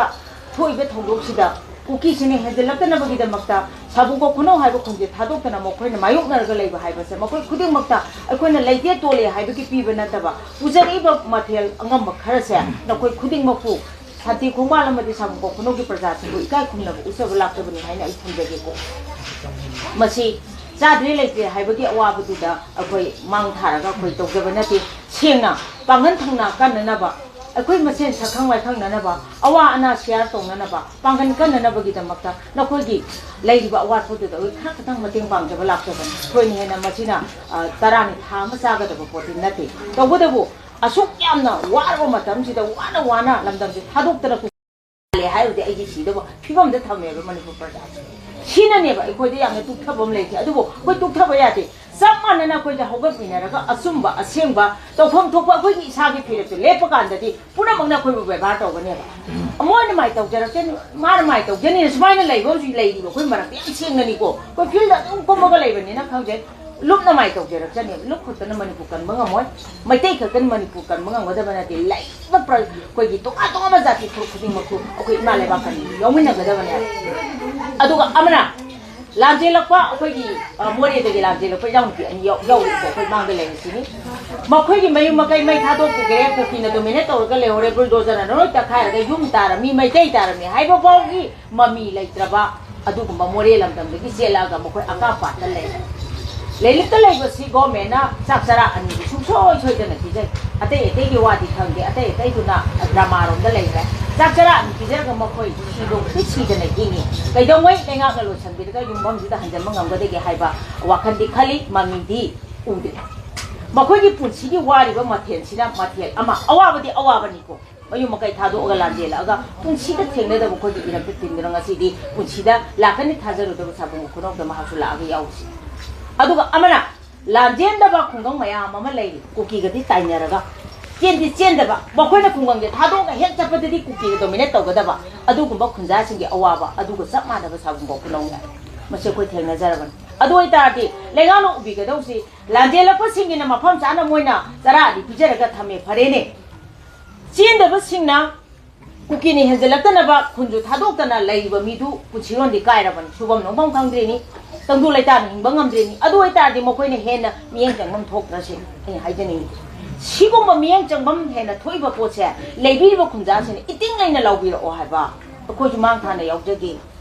लेरिबा अवाब खुदिमक्तो शेयर तोबिरओ पुरमक्ता खांगजलग लेगनो से लनाइ नति आइसु लनाइ नति नोगिसु लनाइ नति अखोय पुनमकिनि लोइना अखोय खुदिमक्ति दायित्वदि लेबा पोटने बसि अदुबो अतोबा खरना तौजनी तौदबा खरना तु पंगलै लेबा मामा मससा सिना अखोय मसिन मारिदा लेना हंद्रेबा लांजेम मीगा चेन मीगा मरी लेना युमै चाप मीगा चाकब मीगा मरी लेना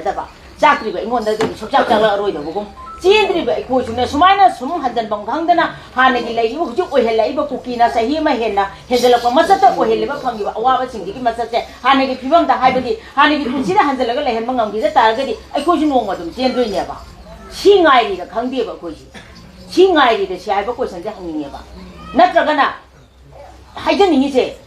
लांगा इनी खुनगा इनी कुकी येनब सिंग लंबा पागनी मोन हेबा या पोतेन खुनगा अगर लेरी मैम लोइना कौसलग मयोन पुलप लेमिनारबा नकोइसु लेबा किरबा साबुंगो खुनो की प्रजा से लेबा नुवाइते खुनगा को सिंग लेते तिंग बंगा मोइदोनी सिसु लेरबा आइफान मनुंदा कनी इनी जगह अमदा लेरो पुलप लेबा गवर्नमेंट नंग तौरोन था दोगा अमतंग येंसिरा आत ngatraba akibo खुनजु चेला अबा अखोय लेकाइदा सम बाजार मयोन एनी आया खितंग साफगदबा जगह आमदा नोंमैना कापो साइदे कापोगदा पालोइदबा जगह आमदा नाथैरग लोइ लेनारबा अखोय के साइथों गाय दुसु वाथल लंबें गाय दुसु कुकी दा खुनगा दुम खुलोन नब कांबोनी कुकी गिदि तफोक्रसु मोसु अदुदे लुम्म लेरिनेबा याम नक्काना सुमाइना ममांगदे इंधरपो यापो एरिया दो सोंदे लापो याबा एरिया दा हारिबसिंदि सुमाइना तौरगा लेंगांग उरकद्रा अदिगे लिंगे मानद्रिबसिंगी अखोय युमदि मै लोय कुकीदा मम थादो हलग मानरकद्रा नत्र कुकीदा मम इचारा इवारा मम लोय हे युमनो गोदिगे हातो हल मानरकदोरा मानबा ngमदबदो लेंगांग उरक्तबदो करि तौरगा उगदगेना खलकपदा अफबो मसाकि थोबु याद्रेबा थमोसिदगी करिना नोबा हाइबे याबा हाइरे लावबा याबा लावरे ताद्रबनि को ताररोयना अनं कंद्रा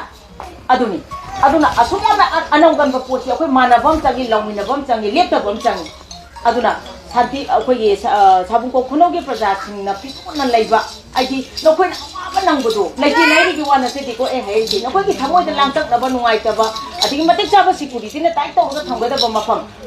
थमदना लेबा मोय एमएलए मसे मदोला उने सिदा मोय सिक्युरिटी जे पोरो हिंगा हाउगोंजु पिजागे नुंगाइबा फमुंदा फजबा फमुंगा अहिंग अमतक तुंगराव यागदाइबा मोय तुंगा मोयने मोय हाइबो लाउरो मय सेंसेंना सुबाइना अखोयना लाउबोबुदि साबुको खुनोगे प्रजाना लाउबने हेना पक्जगदबसु लेये एरिया से मरम इसादा थोपनिना सिना अखोयना उजरुबा खरदु थेंगनरकांदा नुआइबंदना अखोय फोंथोकजबनेबा अदुबो सब मानै नोय जे अखोयगा लाइबक थीबसे नोयना खुनजिदा सुमाइना ngaकपगी अवाबा लाइतबा लाइरबा अकी तुजु मायकनबा अखोयना करी साबुको खुनोगे प्रजा सिंजिदा एथेक तौसलगदी मोसि तखोरगदी कमाय तौदोबा हाइबगी अवाबा मोइदा करी वादि कनादा हाइरगा मोइगे अवाबदी मेंगदगेनने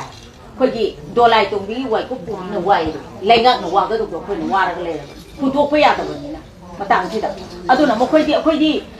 नामांग सु लांना तुंगि तेन ꯀꯥꯜꯂꯁꯨ ꯐꯨꯅꯤ ꯀꯥꯟꯗ꯭ꯔꯁꯨ ꯐꯨꯅꯤ ꯉꯥꯛꯇꯅꯦꯕ ꯑꯩꯈꯣꯏ ꯄ꯭ꯔꯖꯥꯅ ꯍꯧꯖꯤꯛ ꯂꯩꯔꯤꯁꯦ ꯃꯅꯤꯄꯨꯔ ꯄ꯭ꯔꯖꯥꯅ ꯁꯤꯃꯛꯇꯗ ꯁꯨꯡꯃꯥꯟ ꯃꯥꯟꯅꯗꯦ ꯃꯥꯅ ꯇꯧꯖꯅꯤ ꯃꯣꯏ ꯇꯧꯖꯅꯤꯅ ꯂꯩꯕ ꯀꯥꯡꯕꯨ ꯑꯃꯁꯨ ꯂꯩ ꯑꯗꯒꯤ ꯀꯗꯥꯏꯗ ꯀꯔꯤ ꯇꯧꯔꯒ ꯀꯅꯥꯗ ꯀꯃꯥꯏꯅ ꯍꯥꯏꯔꯒ ꯀꯔꯤ ꯇꯧꯔꯒ ꯀꯗꯥꯏꯗ ꯃꯇꯦꯡ ꯄꯥꯡꯗꯣꯏꯅꯣ ꯈꯪꯗꯕ ꯑꯩꯈꯣꯏꯒꯤ ꯃꯇꯦꯡ ꯌꯥꯝ ꯄꯥꯡꯖꯅꯤꯡꯕ ꯄ꯭ꯔꯖꯥ ꯑꯩꯈꯣꯏꯁꯨ ꯈꯔꯁꯨ ꯑꯗꯨꯝ ꯂꯩꯇꯕ ꯅꯠꯇꯦ ꯑꯗꯨꯝ ꯂꯩ ꯃꯔꯝꯗꯤ ꯑꯩꯈꯣꯏꯅ ꯍꯥꯏꯔꯤꯕ ꯂꯝꯗꯝꯁꯤꯒꯤ ꯅꯨꯡꯉꯥꯏꯇꯕ ꯅꯨꯡꯁꯤꯕ ꯃꯄꯥꯎꯁꯨ ꯄꯨꯔꯒ ꯆꯠꯆꯩꯕ ꯑꯩꯈꯣꯏ ꯃꯥꯏꯕꯦꯟꯁꯤꯡ ꯑꯩꯈꯣꯏ ꯆꯠꯆꯕ ꯃꯇꯝꯗ ꯁꯨꯃꯥꯏꯅ ꯑꯩꯈꯣꯏ ꯆꯠꯆꯒꯗꯧꯔꯤꯁꯤ ꯑꯁꯨꯛ ꯆꯨꯕ ꯈꯣꯡꯆꯠꯅꯤ ꯁꯤꯒꯤ ꯃꯐꯝꯗ ꯑꯩꯈꯣꯏꯅ ꯁꯨꯃꯥꯏꯅ ꯄꯥꯡꯖꯒꯅꯤꯅ ꯃꯌꯦꯛ ꯁꯦꯡꯅ ꯑꯗꯨꯝ ꯂꯥꯎꯊꯣꯛꯄ ꯃꯇꯝꯗꯅꯦ ꯂꯩꯔꯛꯁꯤꯒꯤ ꯃꯅꯨꯡ ꯆꯥꯅ ꯐꯠ ꯂꯥꯎꯅ ꯆꯪꯉ ꯂꯥꯎꯔꯅꯦꯕ ꯑꯩꯈꯣꯏꯁꯦ ꯆꯠꯅ ꯊꯣꯛꯂꯛꯄꯁꯤꯗ ꯀꯥꯡ ꯍꯩꯔꯣ ꯍꯣꯛꯄꯒꯤ ꯇꯥꯏꯞꯇꯅ ꯒꯦꯠꯁꯦ ꯍꯥꯡꯇꯣꯛꯑꯒ ꯃꯣꯏꯅ ꯆꯦꯟꯊꯣꯔꯛꯄ ꯃꯇꯧꯁꯦ ꯅꯨꯡꯁꯤꯖꯥꯠꯅꯤ ꯁꯤ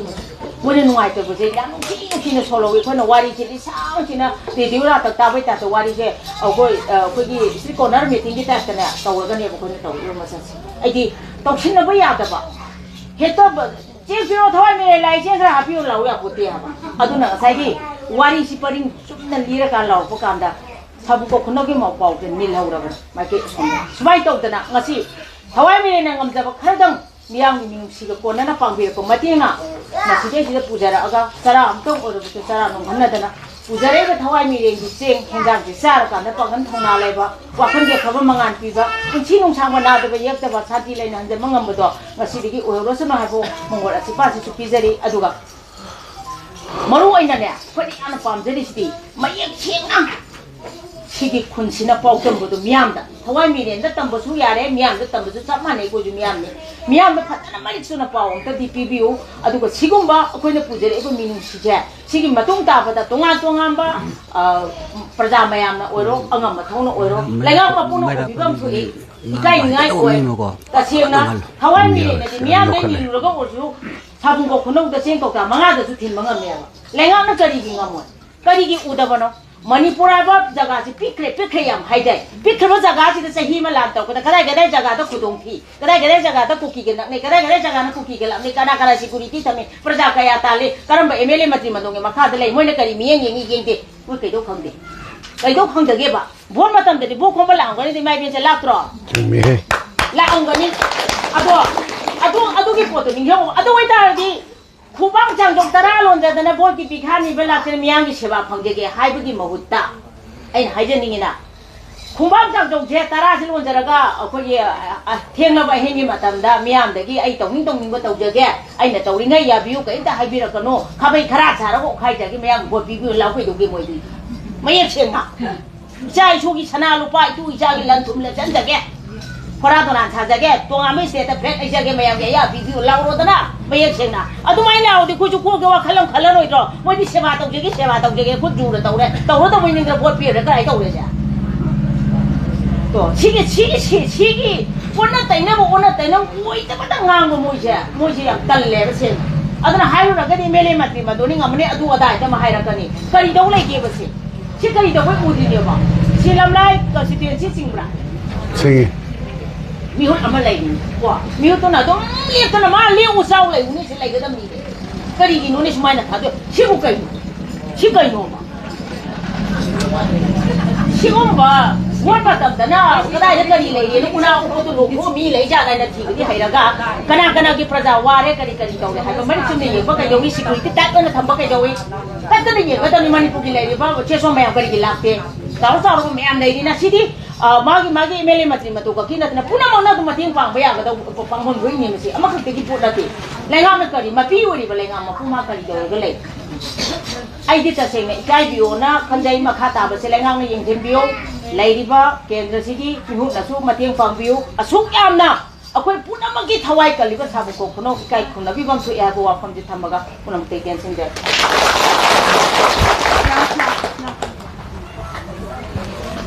थागचरी अखोगी को कन्वेनर पौनम सनाहनबी सेमना याना मलिक चुम्बा वारोल थंबिरमी मखा तारकपसे साबुको खुनौगी अमदि शांति खोंबालगी याना मलिक चुम्बा वारोल से याम तसेंना अवाबा अमदि थेंगनरिबा समस्या द मलिक चुम्ना थंबिरकनी निंगजै शांति खोंबालगी नुक्सितोंबी वाफम खरदंग थंबियो अदुगा अखोगी तसेंबा लानसिदा फंगलिबा अवाबा चैथेंदुमक सुना तंबियो अदुगा मखाताना मियामदा थंबिनिंगिबा वारोदुमकसु मेक्सेना हाइबियो हाइदन हाइजरे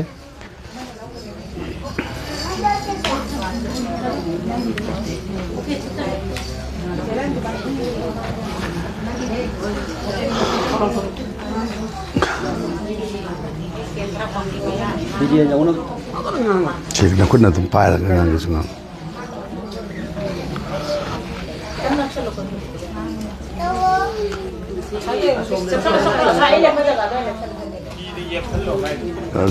Ite ba cho nó tới piu ba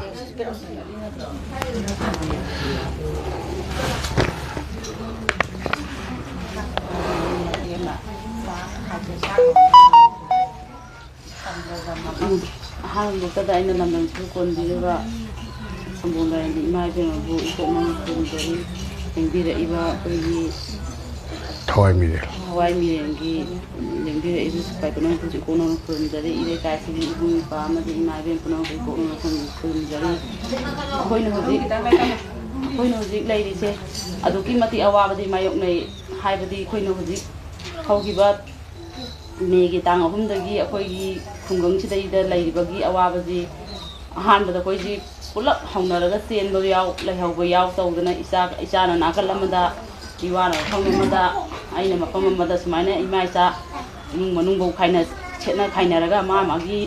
ꯃꯐꯝꯗ ꯂꯩꯈꯤꯕ ꯁꯤꯒꯨꯝꯕ ꯁꯩꯗꯥꯡꯕ ꯀꯌꯥ ꯑꯃ ꯇꯧꯔꯒ ꯆꯠꯅꯔꯨꯔꯦ ꯑꯗꯨꯕꯨ ꯑꯩꯈꯣꯏꯁꯤ ꯁꯨꯃꯥꯏꯅ ꯆꯠꯄꯅꯗꯤ ꯆꯨꯝꯃꯔꯣꯏ ꯍꯥꯏꯗꯅ ꯃꯐꯝꯗ ꯌꯨꯝꯗ ꯍꯟꯖꯜꯂꯛꯑꯒ ꯂꯩ ꯑꯗꯨꯕꯨ ꯂꯩ ꯍꯥꯏꯁꯦ ꯍꯧꯖꯤꯛ ꯌꯨꯝꯁꯤꯗꯩꯗ ꯑꯩꯈꯣꯏꯅ ꯂꯩꯖꯔꯤꯁꯤ yum mama panbagi upu kangdon haibadi leiriba tunggadaba sagadaba sekadaba firon je khoi mafam jida tangdu lai jara thambangam de aduki mati kukine nakna basda yum mama sumai thabi kare khoi sandi goman gi oina isamaki sanggon tham tawga leijaba salwara tham taw leijaba mini ai adu mai thabda yawgi gare aduna maram oraga khoina posai hi mai thabda yawgidra haibagi singnabana maram oraga khoi yum jida hoji khoina leiri je yum jida sap chana yum mama panbagi leibam thokpa mapon matai jing jama ta laite mafam mamam da loina thangtok naraga araiba kharana khoi sinja langjaraga adum nongmagi yana ba si phibam da lai adubu angang cheliba angang masa masu chenba jingdi di huju ju yum da yara pangam de angang masa masu chenba jingdi de ahal leiba jingdi de khona nakalam da thaidoga adum huju phau awa te mayok nari sarkagi magai dagi di irang loire lal lemen haiba adubu akoi gi famda di huju sunga singa maksu lal loidri irang yemdri haibadi akoi huju yumda halana ba posalaga seba taroga yumda phadana tumhan bangamdri isa apipa yumda irena khungun dana tumhan bangamdri sumaina khoi ji punsi ji huju sumaina duki mati wana hingi thabok ingang subam nombam laite mathaktana kukina tonga laire tapakta isagi hingonda ipot isai khara taraga hendang na bimaro bang khara da tharaga du oi saga da thakka da jingje khoi ji huju se ngamde thabok suba mafam tei da laiba ngamde adagi kun ngakpa jing laire chini naw mayam laibadi akhoi je nungai bado moi lakpadi akhoi ahing yumda hanjalakana khoi imai ben khoi mera pai bige lektana sadana lai adubu moi lakpagi nungai bagi marakta awa bu mayam am thengna da te moi lakpagi awa ba thengna ri moi khoina uchi da bagi na ta moi lai haidana ju moi lakpa matam da nomai ka pum matam da khwai da gi maru oi bu pose akhoi di khungang ji lai ra bani na khungang ji na moi gi awa photo khoina pi bangamde yekna buga lanthina bada sijina ga da pote akoi lai ro khungang ni na khoi na pi bangamde masi puna sugumba kaya di laibiri ba khoi gi lamdam man on man puda laibiri ba khoi gi khara khudong ta ba da laiba jaga da laiba jing ni na sigumba jing ji ta chengna sigumba matin daksim ji watana ba thamanlingi haibadi akoi si khungang gi daida akoi na mating panghaninge ba akoi na haibadi akoi di khungang ji gi isa gi chana na ba nonggi chakhungi thawrang bu tawjagadra laikai gi poyeng cheng bu satgadra ichai subu mai tamangadra nomagi hajira suruni hajira subana nukti numit khudingi hajira subam laibanate ngasi noma suruni noma lepkari nomagi lupa sama satru phang padna ai gi jagi lai tambagi bu tangadra ai gi chakhungi mutana bu hona gadra laikai gi kairo laikai gi deba karama thorok bu mateng pangadra aduki matik wana lai akoi parja jinjina laibaje hoji phok da khoi laijari je adu bu ngasi thawai mi rengi ima bensinga angamba mateng khara pubirakuna akoi gi chen khu ya matang ju oira su khoi da mateng pangbir ko che tuki matik nungai je tuki matik thagatari khul nga pa sing wa wa khar palama kun nga pa sing jina laiba wa ba sing ji huji mafam khuding mak ta laibin khuding na khangan ningi haibadi kun nga pa sing da sa ba thakpagi awat pa adagi moigi punamak oina khuding mak se khoi kun nga e haidana ju sa ka angak sa nga pa ya da bani na maru e bo posang je khoi maya punamak na masin mo chung honingi ꯃꯇꯦꯡ ꯇꯧꯍꯟꯅꯤꯡꯉꯤ ꯌꯥꯝ ꯋꯥꯕ ꯈꯔ ꯑꯗꯨꯝ ꯄꯟꯕꯤꯔꯝꯃꯣ ꯏꯃꯥ ꯅꯨꯄꯤ ꯑꯃ ꯑꯣꯏꯅ ꯃꯃꯥ ꯑꯃ ꯑꯣꯏꯅ ꯂꯥꯟꯇ ꯑꯗꯨꯛꯀꯤ ꯃꯇꯤꯛ ꯍꯥꯏꯅꯤꯡꯉꯥꯏ ꯂꯩꯇ꯭ꯔꯦ ꯋꯥꯔꯦ ꯃꯍꯩ ꯇꯝꯒꯗꯕ ꯏꯆꯥꯕꯨ ꯃꯈꯨꯠꯇ ꯈꯨꯠꯂꯥꯏ ꯄꯥꯏꯔꯒ ꯂꯥꯟ ꯆꯠꯀꯦ ꯍꯥꯏꯕ ꯃꯌꯥꯝ ꯑꯃ ꯌꯥꯎꯔꯤꯕꯅꯤ ꯃꯁꯤꯗ ꯃꯍꯩ ꯇꯝꯃꯒ ꯂꯩꯒꯗꯕ ꯏꯆꯥ ꯏꯁꯨꯁꯤꯡꯁꯤꯅ ꯃꯈꯨꯠꯇ ꯈꯨꯠꯂꯥꯏ ꯄꯥꯏꯔꯒ ꯂꯥꯟ ꯆꯠꯀꯦ ꯍꯥꯏꯔꯛꯏꯁꯦ ꯃꯁꯤ ꯀꯅꯥꯅ ꯑꯣꯏꯍꯟꯕꯤꯕꯅꯣ ꯁꯤꯒꯨꯝꯕꯁꯤꯡꯁꯦ ꯏꯆꯥꯁꯤꯡꯁꯤꯕꯨ ꯑꯩꯈꯣꯏꯅ ꯐꯥꯖꯟ ꯄꯨꯟꯖꯟꯕ ꯉꯝꯗꯕ ꯏꯆꯥꯁꯨ ꯃꯌꯥꯝ ꯑꯃ ꯃꯆꯥ ꯃꯌꯥꯝ ꯑꯃꯁꯨ ꯌꯥꯎꯔꯤꯕꯅꯤ ꯉꯁꯤ ꯂꯩꯔꯤꯁꯤꯡꯁꯤꯗꯩꯗ ꯃꯗꯨ ꯂꯩꯕꯥꯛꯀꯤꯗꯃꯛꯇꯅꯤ ꯃꯣꯏꯅ ꯊꯣꯛꯈ꯭ꯔꯤꯗꯣ ꯁꯤꯒꯨꯝꯕꯁꯤꯡꯁꯦ ꯃꯌꯥꯝ ꯑꯃ ꯂꯩ ꯃꯍꯩ ꯇꯝꯃꯒ ꯂꯩꯒꯦ ꯍꯥꯏꯕ ꯃꯆꯥꯁꯨ ꯂꯩ ꯑꯩꯗꯤ ꯂꯥꯏꯔꯤꯛꯇꯤ ꯀꯣꯟꯅ ꯇꯝꯃꯁꯨ ꯌꯥꯏ 10 ꯊꯥꯗ꯭ꯔꯁꯨ ꯌꯥꯏ ꯅꯠꯇ꯭ꯔ 12 ꯊꯥꯗ꯭ꯔꯁꯨ ꯌꯥꯏ ꯑꯩꯈꯣꯏꯒꯤ ꯂꯩꯕꯥꯛꯀꯤ ꯁꯦꯕꯥ ꯇꯧꯍꯧꯔ ꯂꯣꯏꯔꯦ ꯏꯔꯩꯕꯥꯛꯀ ꯂꯧꯍꯧꯔ ꯂꯣꯏꯔꯦ ꯍꯥꯏꯕꯒꯤ ꯁꯤꯒꯨꯝꯕ ꯃꯆꯥ ꯃꯌꯥꯝ ꯑꯃ ꯌꯥꯎꯗꯕ ꯅꯠꯇꯦ ꯌꯥꯎꯔꯤ ꯉꯁꯤꯁꯨ ꯏꯔꯩꯀꯥꯏꯁꯤꯁꯨ ꯊꯣꯛꯇꯕ ꯅꯠꯇꯦ ꯃꯌꯥꯝ ꯑꯃ ꯊꯣꯛꯑꯒꯁꯨ ꯂꯩꯅꯔꯤ ꯉꯁꯤꯃꯛꯁꯨ ꯁꯤꯒꯨꯝꯕꯁꯤꯡꯁꯦ ꯌꯨꯝ ꯊꯥꯗꯣꯛꯑꯒ ꯆꯠꯅꯈꯤꯕꯁꯨ ꯃꯌꯥꯝ ꯑꯃ ꯌꯥꯎꯔꯤꯕꯅꯤ ꯄꯨꯝꯅꯃꯛꯁꯤꯡ ꯑꯁꯤ ꯂꯩꯕꯥꯛꯀꯤꯗꯃꯛꯇꯅꯤ ꯑꯗꯨꯅ ꯌꯥꯔꯤꯃꯈꯩ ꯏꯔꯥꯡꯁꯦ ꯈꯔ ꯊꯨꯅ ꯂꯣꯏꯁꯟꯅꯕ ꯁꯔꯀꯥꯔꯅ ꯃꯤꯠꯌꯦꯡ ꯆꯪꯕꯤꯌꯨ ꯍꯥꯏꯕꯁꯦ ꯁꯤ ꯋꯥꯍꯩꯁꯦ ꯊꯝꯖꯅꯤꯡꯉꯤ ꯑꯩ ꯁꯤ ꯍꯥꯏꯔꯒ ꯂꯣꯏꯁꯟꯖꯔꯒꯦ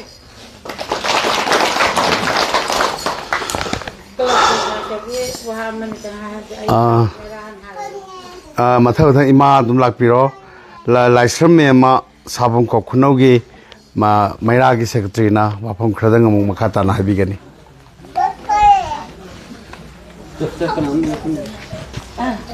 ꯑꯍꯥꯟꯕꯃꯛꯇꯗ ꯑꯩꯈꯣꯏ ꯂꯝꯗꯝꯁꯤꯕꯨ ꯀꯟꯕꯤꯔꯤꯕ ꯏꯃꯥꯁꯤ ꯑꯝꯇ ꯍꯥꯞꯆꯧꯒꯦ ꯃꯥꯏꯀ꯭ꯔꯣꯐꯣꯟꯁꯦ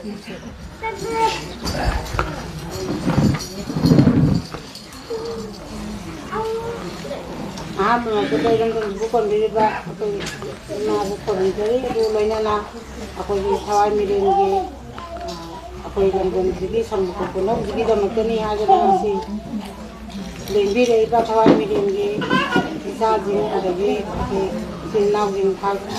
ꯈꯨꯗꯤꯡꯃꯛꯄꯨꯁꯨ ꯅꯨꯡꯆꯔꯤ ꯂꯣꯏꯅꯅ ꯑꯩꯈꯣꯏ ꯂꯩꯀꯥꯏꯁꯤꯗ ꯂꯩꯕꯤꯔꯤꯕ ꯑꯃꯗꯤ ꯁꯟꯗꯤ ꯈꯣꯡꯕꯥꯟꯗꯒꯤ ꯂꯥꯛꯄꯤꯔꯤꯕ ꯑꯩꯒꯤ ꯅꯨꯡꯁꯤꯖꯔꯕ ꯃꯩꯔꯥꯄꯥꯒꯤ ꯏꯆꯤꯜ ꯏꯅꯥꯎ ꯈꯥꯏꯕꯁꯨ ꯄꯨꯝꯅꯃꯛꯄꯨꯁꯨ ꯅꯨꯡꯆꯔꯤ ꯑꯗꯨꯒ ꯂꯣꯏꯅꯅ ꯉꯁꯤ ꯑꯩꯈꯣꯏꯒꯤ ꯁꯝꯕꯨꯈꯣꯛ ꯈꯨꯅꯧꯅ 23 ꯃꯦ 3ꯗꯒꯤ ꯉꯁꯤ ꯐꯥꯎꯕ ꯂꯥꯟ ꯆꯠꯊꯔꯛꯄꯁꯤꯗ ꯁꯝꯕꯨꯈꯣꯛ ꯈꯨꯅꯧꯁꯤꯅ ꯊꯦꯡꯉꯥꯡ ꯀꯌꯥꯗ ꯑꯋꯥꯕꯁꯦ ꯃꯁꯤꯡ ꯈꯪꯗꯅ ꯃꯥꯌꯣꯛꯅꯈ꯭ꯔꯦ ꯑꯍꯥꯟꯕꯗ ꯈꯨꯟ ꯉꯥꯛꯄ ꯀꯩꯗꯧꯕ ꯀꯅꯥꯝꯐꯥꯎ ꯂꯥꯛꯇ꯭ꯔꯤꯉꯩꯗ ꯂꯩꯀꯥꯏꯁꯦ ꯃꯤꯁꯤꯡꯁꯨ ꯌꯥꯝꯖꯗꯦ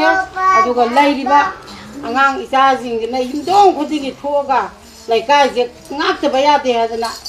ꯅꯣꯡꯃꯩ ꯑꯃ ꯄꯥꯏꯕꯁꯨ ꯅꯠꯇꯦ ꯊꯥꯡ ꯑꯊꯧꯕ ꯑꯃꯁꯨ ꯂꯩꯇꯦ ꯌꯥꯝ ꯁꯦꯡꯅ ꯍꯥꯏꯔꯀꯥꯟꯗ ꯑꯩꯈꯣꯏ ꯃꯩꯇꯩꯒꯤ ꯑꯣꯏꯅꯗꯤ ꯊꯥꯡ ꯑꯊꯧꯕ ꯑꯃ ꯊꯝꯅꯗꯦꯕ ꯌꯨꯝꯁꯦ ꯑꯗꯨꯕꯨ ꯑꯩꯒꯤ ꯈꯨꯡꯒꯪꯁꯦ ꯀꯟꯗꯕ ꯌꯥꯗꯦ ꯍꯥꯏꯗꯅ ꯃꯇꯝꯗꯨꯗꯗꯤ ꯁꯦꯟꯇ꯭ꯔꯦꯜꯒꯤ ꯑꯥꯔꯃꯤꯁꯨ ꯂꯥꯛꯇ꯭ꯔꯤ ꯁ꯭ꯇꯦꯠ ꯐꯣꯔꯁꯁꯨ ꯂꯥꯛꯇ꯭ꯔꯤ ꯈꯨꯟ ꯉꯥꯛꯄ ꯑꯉꯥꯡꯁꯤꯡꯁꯨ ꯂꯩꯇ꯭ꯔꯤ ꯑꯗꯨ ꯃꯇꯝꯗꯨꯗ ꯑꯩꯈꯣꯏꯒꯤ ꯏꯆꯥꯁꯤꯡꯁꯦ ꯂꯩꯔꯤꯕ ꯏꯆꯥꯁꯤꯡꯁꯦ ꯑꯉꯥꯡ ꯅꯨꯄꯥ ꯃꯆꯥ ꯆꯍꯤ 35ꯒꯤ ꯃꯊꯛꯇꯒꯤꯅ ꯑꯍꯟ ꯐꯥꯎꯕ ꯌꯥꯎꯔꯒ ꯊꯣꯛꯑꯀꯥꯟꯗ ꯈꯨꯟꯁꯦ ꯑꯗꯨꯃꯥꯏꯅ ꯇꯧꯅ ꯉꯥꯛꯂꯛꯏ ꯑꯍꯥꯟꯕ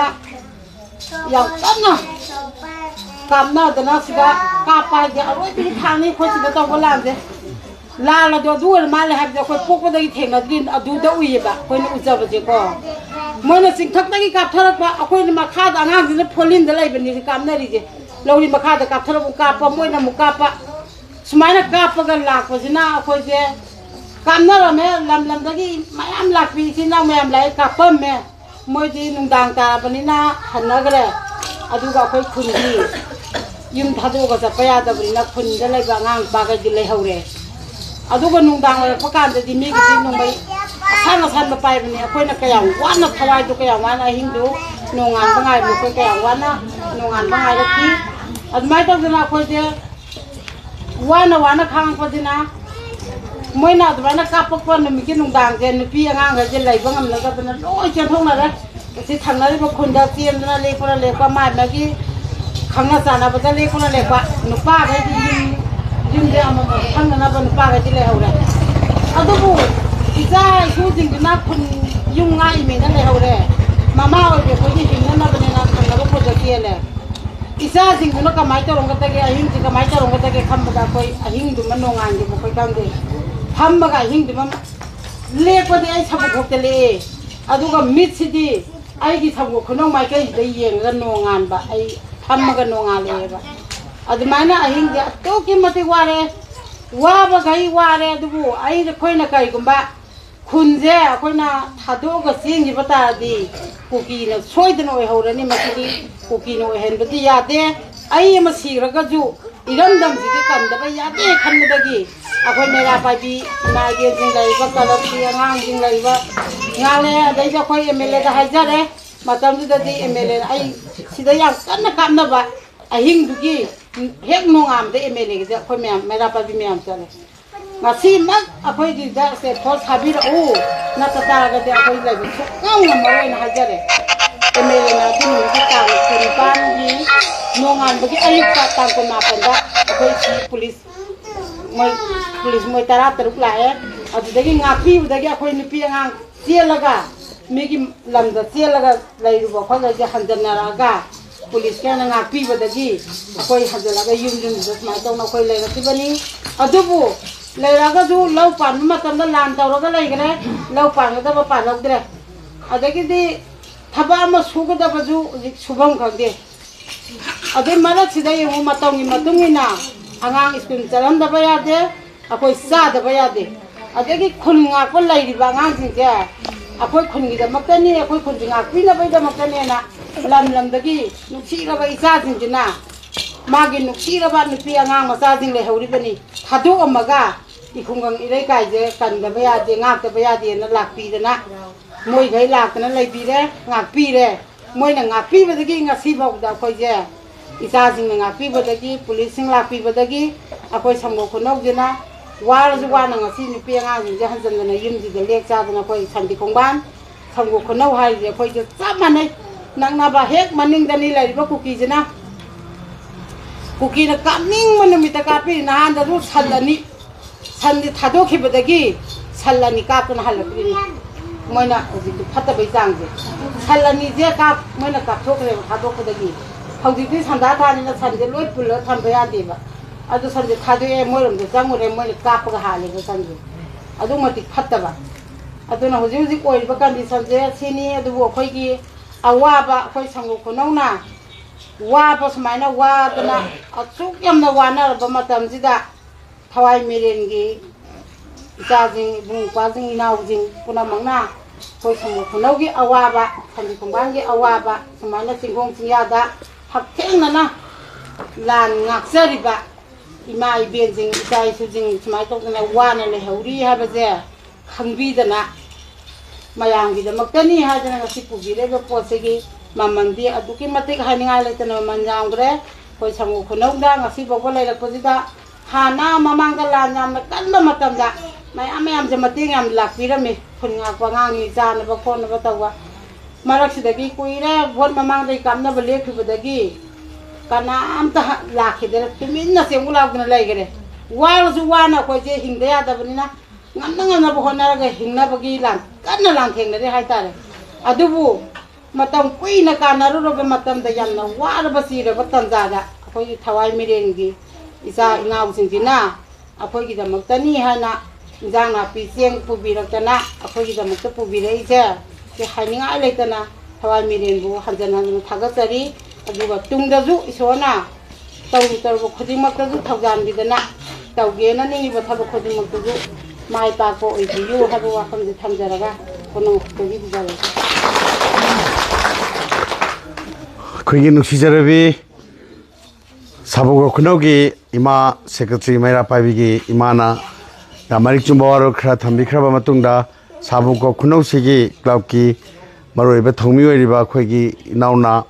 marik chumbawaro khradang sabungo khunaugi naharol singna amadi clubna kari awaba mayokna riba amadi lansina karamba chaitheng phangliba haibadugi marik chumbawaro khradang bibinaba hangachari